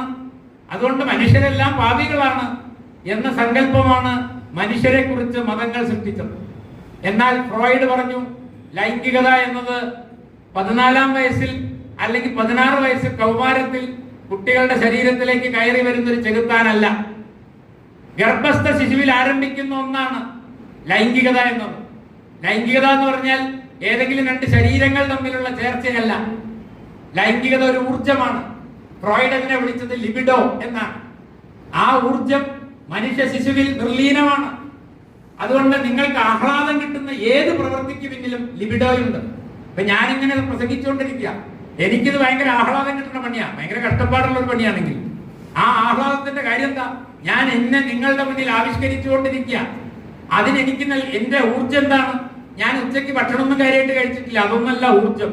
ആ ഊർജം ലിബിഡോയാണ്. അതാണ്. അതുകൊണ്ട് സെക്ഷൽ എനർജി എന്ന് പറയുന്നത് സെക്സുമായി ബന്ധപ്പെട്ട ഒരു കാര്യമല്ല. മനുഷ്യന്റെ സന്തോഷം നൽകുന്ന, മനുഷ്യൻ ചെയ്യുന്ന എല്ലാ പ്രവൃത്തികളുടെ പുറകിലുമുള്ള ഈ എന്താണ് എനർജിനെയാണ്, ആ ഊർജത്തെയാണ് ഫ്രോയിഡ് ലിബിഡോ എന്നും സെക്ഷുവാലിറ്റി എന്നും വിളിച്ചത്. അതുകൊണ്ട് കുട്ടിയുടെ ആദ്യത്തെ ആഹ്ലാദം എന്ന് പറയുന്നത് അമ്മയുടെ അമ്മിഞ്ഞപ്പാലാണ്. അത് ഒരു ഘട്ടം കഴിഞ്ഞപ്പോ നമ്മൾ നിർത്തി. അതുകൊണ്ട് അമ്മ തന്നെയാണ് കുട്ടിയെ സംബന്ധിച്ചിടത്തോളം ആദ്യത്തെ ശത്രു എന്ന് പറയുന്നത്. കാരണം അയാളുടെ ഏറ്റവും വലിയ ആഹ്ലാദം നിഷേധിച്ചതും അമ്മ തന്നെയാണ്, ആ ആഹ്ലാദം കൊടുത്തതും അമ്മ തന്നെയാണ്. അങ്ങനെ കുട്ടീന്റെ മുലമുടി മാറ്റിയപ്പോ കുട്ടി പിന്നെ കൈ കിട്ടിയതൊക്കെ വായലിക്ക് തിരികാൻ തുടങ്ങി. അങ്ങനെ തേരട്ടേനി പിന്നെ കൈ കിട്ടിയ കല്ലും കമ്പും ഒക്കെ വായലിടാൻ തുടങ്ങി. കാരണം വായ എന്ന് പറയുന്നത് ആഹ്ലാദത്തിന്റെ ഒരു ഇടമാണ്. അവിടെ ഈ പറഞ്ഞ ലിബിഡോ ഉണ്ട്. അതാ, അത് കഴിഞ്ഞാൽ നിങ്ങൾ കുട്ടീന്റെ കൈ അപ്പോഴും തട്ടി മാറ്റി. എന്തൊക്കെ എടുത്ത് കൈ വായലിടണമെന്ന്, അപ്പൊ കുട്ടി വിരല് വായലിടും. അപ്പോഴും നമ്മൾ തട്ടി മാറ്റി. അപ്പൊ നമ്മൾ സിഗരറ്റ് വലിക്കും, അല്ലെങ്കിൽ മിഠായി വലിക്കും. അങ്ങനെ മരണം വരെ ഈ ഓറൽ പ്ലഷർ, വായിലൂടെയുള്ള ഈ സന്തോഷം നമ്മൾ ഒരിക്കലും അവസാനിപ്പിക്കില്ല. എപ്പോഴും ഇങ്ങനെ വർത്തമാനം പറഞ്ഞുകൊണ്ടിരിക്കും ചില ആൾക്കാർ. എന്തുകൊണ്ടാണ്? അതൊരു ഓറൽ പ്ലഷറാണ്. അതുകൊണ്ട് അതിന്റെ പുറകിലൊക്കെ ഉള്ളത് ലിബിഡോയാണെന്ന് ഫ്രോയിഡ് പറഞ്ഞു. ഈ ഫ്രോയിഡിനെ മലയാളിക്ക് ആദ്യമായി പരിചയപ്പെടുത്തിയത് നാലപ്പാട്ട് നാരായണനാണ്, രതി സാമ്രാജ്യം. അതുകൊണ്ട് സെക്സ് എന്ന് പറയുന്നത് ഈ ശരീരങ്ങൾ തമ്മിലുള്ള ലൈംഗിക ക്രിയകൾ മാത്രമല്ല, മനുഷ്യൻ ആഹ്ലാദത്തിന് വേണ്ടി ചെയ്യുന്ന എല്ലാ പ്രവൃത്തികളുടെ പുറകിലും ലിബിഡോ ഉണ്ടെന്നും പറഞ്ഞ ആ മഹാനായ മനുഷ്യനെ മലയാളിക്ക് പരിചയപ്പെടുത്തിയതും ഈ നാലപ്പാട്ട് നാരായണനാണ്. അതുകൊണ്ട് ഞാൻ ഈ പറഞ്ഞ പാരഗ്രാഫിനകത്ത് അദ്ദേഹം ഉപയോഗിച്ച ചില വാക്കുകളെ പറ്റി പറയാനാണ് ഞാൻ ഇത് സൂചിപ്പിച്ചത്. അദ്ദേഹം അതിനകത്ത് ഉപയോഗിച്ച ഒരു വാക്കുണ്ട്, അന്ധക്കരണം. അത് മലയാളിക്ക് പരിചയമുള്ള ഒരു വാക്കായിരുന്നില്ല. കോൺസയൻസ് എന്നാണ് അതിന്റെ ഇംഗ്ലീഷ്. ഇപ്പൊ നമ്മൾ മനസാക്ഷി എന്ന് പറയുന്ന കാര്യമാണ്, അതിന് അദ്ദേഹം അന്ധക്കരണം എന്ന് ഉപയോഗിച്ചു. കാവോസ് എന്നൊരു വാക്കുണ്ട്. കാവോസ് എന്ന് പറഞ്ഞു കഴിഞ്ഞാൽ ഈ ആകെ കുഴമറിഞ്ഞതിനെയാണ് കാവോസ് എന്ന് പറയുന്നത്. അതിനാണ് അദ്ദേഹം തമോ നിബിഡത എന്ന് ഉപയോഗിച്ചത്. തമോ നിബിഡത. ഫേർണസ് എന്നുള്ളതിന് അദ്ദേഹം ചൂളപ്പുര എന്നാണ്. ഞാൻ വായിച്ച പാരഗ്രാഫിലുള്ള വാക്കുകളാണ് ഞാൻ പറയുന്നത്. മനുഷ്യ മനസ്സിനെ പറ്റി പറയുമ്പോഴാണ്, മനുഷ്യ മനസ്സ് തമോ നിബിഡമാണ്. നമുക്ക് കാണാൻ പറ്റാത്ത ഇരുണ്ട പല അറകളുള്ള ഒരു സാധനമാണ് മനസ്സ്. അതൊരു ഫ്രോയിഡിയൻ സങ്കല്പ, അബോധം എന്ന് പറയുന്നത്. അൺകോൺഷ്യസിനെ പറ്റിയാണ് ഫ്രോയിഡ് പറഞ്ഞത്. അദ്ദേഹത്തിന്റെ ഈ മനഃശാസ്ത്രത്തിലുള്ള അറിവാണ് ഈ ട്രാൻസ്ലേഷന് സഹായിച്ചതെന്ന് ഞാൻ പറഞ്ഞതിന്റെ ചുരുക്കം. ഒരുപക്ഷെ ഈ മനഃശാസ്ത്രത്തിന്റെ ഉൾക്കാഴ്ച ഇല്ലാത്ത ഒരാളായിരുന്നു നാലപ്പാട്ട് നാരായണമേനോനെങ്കിൽ ഈ ട്രാൻസ്ലേഷനിൽ മനസ്സിനെ പറ്റി പറയുമ്പോൾ ചൂളപ്പുര, തമോ നിബിഡത, മട, അങ്ങനെ ഒരു വാക്കുകൾ നമ്മൾ കണ്ടു. എന്താണ് നമുക്ക് ലജ്ജ തോന്നിക്കുന്ന വികാരങ്ങളുടെ മട, മനസ്സിനെ പറ്റിയാണ്. നമുക്ക് ലജ്ജ തോന്നിക്കുന്ന വികാരങ്ങളുടെ മടയാണ് മട എന്നുള്ള വാക്കാണ് ഉപയോഗിച്ചത്. തനി മലയാള വാക്കാണ്. ലെയർ എന്നതിന്റെ ഇംഗ്ലീഷ് ആയിട്ടാണ് അദ്ദേഹം ഉപയോഗിച്ചത്. സത്യാഭാസങ്ങളുടെ ചെകുത്താൻ സഭ, എന്തൊരു മലയാളം നോക്കണമെങ്കിലും. സത്യാഭാസങ്ങളുടെ ചെകുത്താൻ സഭ, സത്യമാണെന്ന് തോന്നിക്കുന്നതാണ് സത്യാഭാസം ആണ്. അങ്ങനെ തോന്നിപ്പിക്കുന്ന, അത് പാൻഡമോണിയം ഓഫ് സോഫിസം എന്നതിന്റെ ട്രാൻസ്ലേഷനാണ്. ഈ ജന്മം തപസ്സിരുന്നാൽ എനിക്കൊന്നും അങ്ങനെ ഒരു വാദവും, പാൻഡമോണിയത്തിന്റെ അർത്ഥം അറിയാം, സോഫിസത്തിന്റെ അർത്ഥം അറിയാം, പക്ഷേ സത്യാഭാസങ്ങളുടെ ചെകുത്താൻ സഭ എന്ന് ട്രാൻസ്ലേറ്റ് ചെയ്യാൻ അദ്ദേഹത്തിന് മാത്രമേ പറ്റുള്ളൂ. കാരണം അദ്ദേഹം ഒരു കവി കൂടിയാണ്. അതാ കണ്ണുനീർത്തുള്ളിയാണല്ലോ അദ്ദേഹത്തിന്റെ മഹാകവി, നമുക്കറിയില്ല. അപ്പൊ അദ്ദേഹത്തിന്റെ കവിത്വവും മനഃശാസ്ത്രത്തിലുള്ള പാണ്ഡിത്യവും എല്ലാം ഈ വിവർത്തനത്തിൽ ഉൾച്ചേർന്നിട്ടുണ്ടെന്നാണ് ഞാൻ പറഞ്ഞതിന്റെ അർത്ഥം. ലിവിഡ് എന്ന അർത്ഥത്തിൽ അദ്ദേഹം കരുവാളിച്ച എന്ന തനി മലയാള വാക്ക് ഉപയോഗിച്ചിട്ടുണ്ട്. 925 ആലോചിക്കുന്നത്. ഒബ്സ്ക്യൂരിറ്റി, അതിന് അദ്ദേഹം അന്ധകാരം, സ്കിർമിഷസ് എന്നതിന് ഇടപ്പോരുകൾ, അതുപോലെ സ്വാംസ് ഓഫ് ഫാൻഡം, പ്രേതരൂപി സംഘങ്ങൾ, കാപ്രൈസസ് ഓഫ് ദ ബ്രെയിൻ, ബുദ്ധിയുടെ ചാബല്യങ്ങൾ എന്നൊക്കെ ഉപയോഗിച്ചിട്ടുണ്ട്. എന്ന് പറഞ്ഞാൽ വിവർത്തനം എന്ന് പറഞ്ഞാൽ ഡിക്ഷണറി നോക്കിയ ഒരു വാക്കിന്റെ അർത്ഥം കണ്ടുപിടിക്കലല്ല, ഒരു ഭാവത്തെ ആവാഹിക്കലാണ്. മനസ്സിന്റെ നിഗൂഢതയെ പറ്റി പറയുമ്പോൾ അതിന് പറ്റുന്ന ഈ വളരെ മനസ്സെന്ന് പറഞ്ഞാൽ തന്നെ നമുക്ക് പിടികിട്ടാത്തൊരു സാധനം, പിടികിട്ടാത്തൊരു സാധനം എപ്പോഴും ഒരു പ്രേത രൂപത്തിലേ, അത് ഞാൻ നമ്മൾ പ്രേതം വിളിക്കും. പ്രേതം എന്ന് പറഞ്ഞാൽ മനുഷ്യനാണോ വേറെന്തെങ്കിലും ആണോ നമുക്കൊരു പിടുത്തമില്ല. അതുകൊണ്ടാണ് അതാണ് ഫാൻഡം. ആ സ്വഭാവമുള്ള വാക്കാണ് ഈ പറയുന്ന തമോ നിബിഡത, ചൂളപ്പുര, മഠ, ചെകുത്താൻ സഭ, അന്ധകാരം, ഇടപ്പോര്, പ്രേതരൂപി സംഘം എന്നൊക്കെ പറഞ്ഞതാ. ഒക്കെ അതിന് പറ്റിയതാണ്. വളരെ ഒരു ഒരു ഒരു മാന്ത്രിക സ്വഭാവമുള്ള വാക്കുകളാണ്. അതിനെയൊക്കെ ഈ ട്രാൻസ്ലേഷനിലേക്ക് കൊണ്ടുവരാൻ ഒരു പക്ഷേ അദ്ദേഹത്തിന് സാധിച്ചത് തീർച്ചയായും അദ്ദേഹത്തിന്റെ കവിത്വം മൂലമാണ്. അപ്പൊ ചുരുക്കി പറഞ്ഞാൽ മലയാളിയുടെ ഭാവുകത്വത്തെ, മലയാളിയുടെ അതുവരെ ഉണ്ടായിരുന്ന സാഹിത്യ വായനയുടെ ശീലങ്ങളെ അടിമുടി മാറ്റി തീർത്ത, മലയാള ഭാഷയുടെ ഗദ്യ ശീലങ്ങളെ മാറ്റി തീർത്ത, മലയാളിക്ക് അയാൾ കാത്തിരുന്ന ഒരു പ്രമേയത്തെ സംഭാവന ചെയ്ത മഹത്തായ ഒരു രചനയുടെ 100ാം വാർഷികമാണ് നിങ്ങൾ ഇപ്പോൾ ആചരിക്കുന്നത്. ഈ ചടങ്ങിന് എന്നെ ക്ഷണിച്ച ഇതിന്റെ സംഘാടകർക്ക് നന്ദി പറഞ്ഞുകൊണ്ടും ഇതുവരെ എന്നെ കേട്ടിരുന്ന നിങ്ങളുടെ ഈ ശ്രദ്ധയ്ക്കും ഹൃദയം നിറഞ്ഞ നന്ദി രേഖപ്പെടുത്തിയാൻ എന്റെ വാക്കുകൾ അവസാനിപ്പിക്കുന്നു. നന്ദി.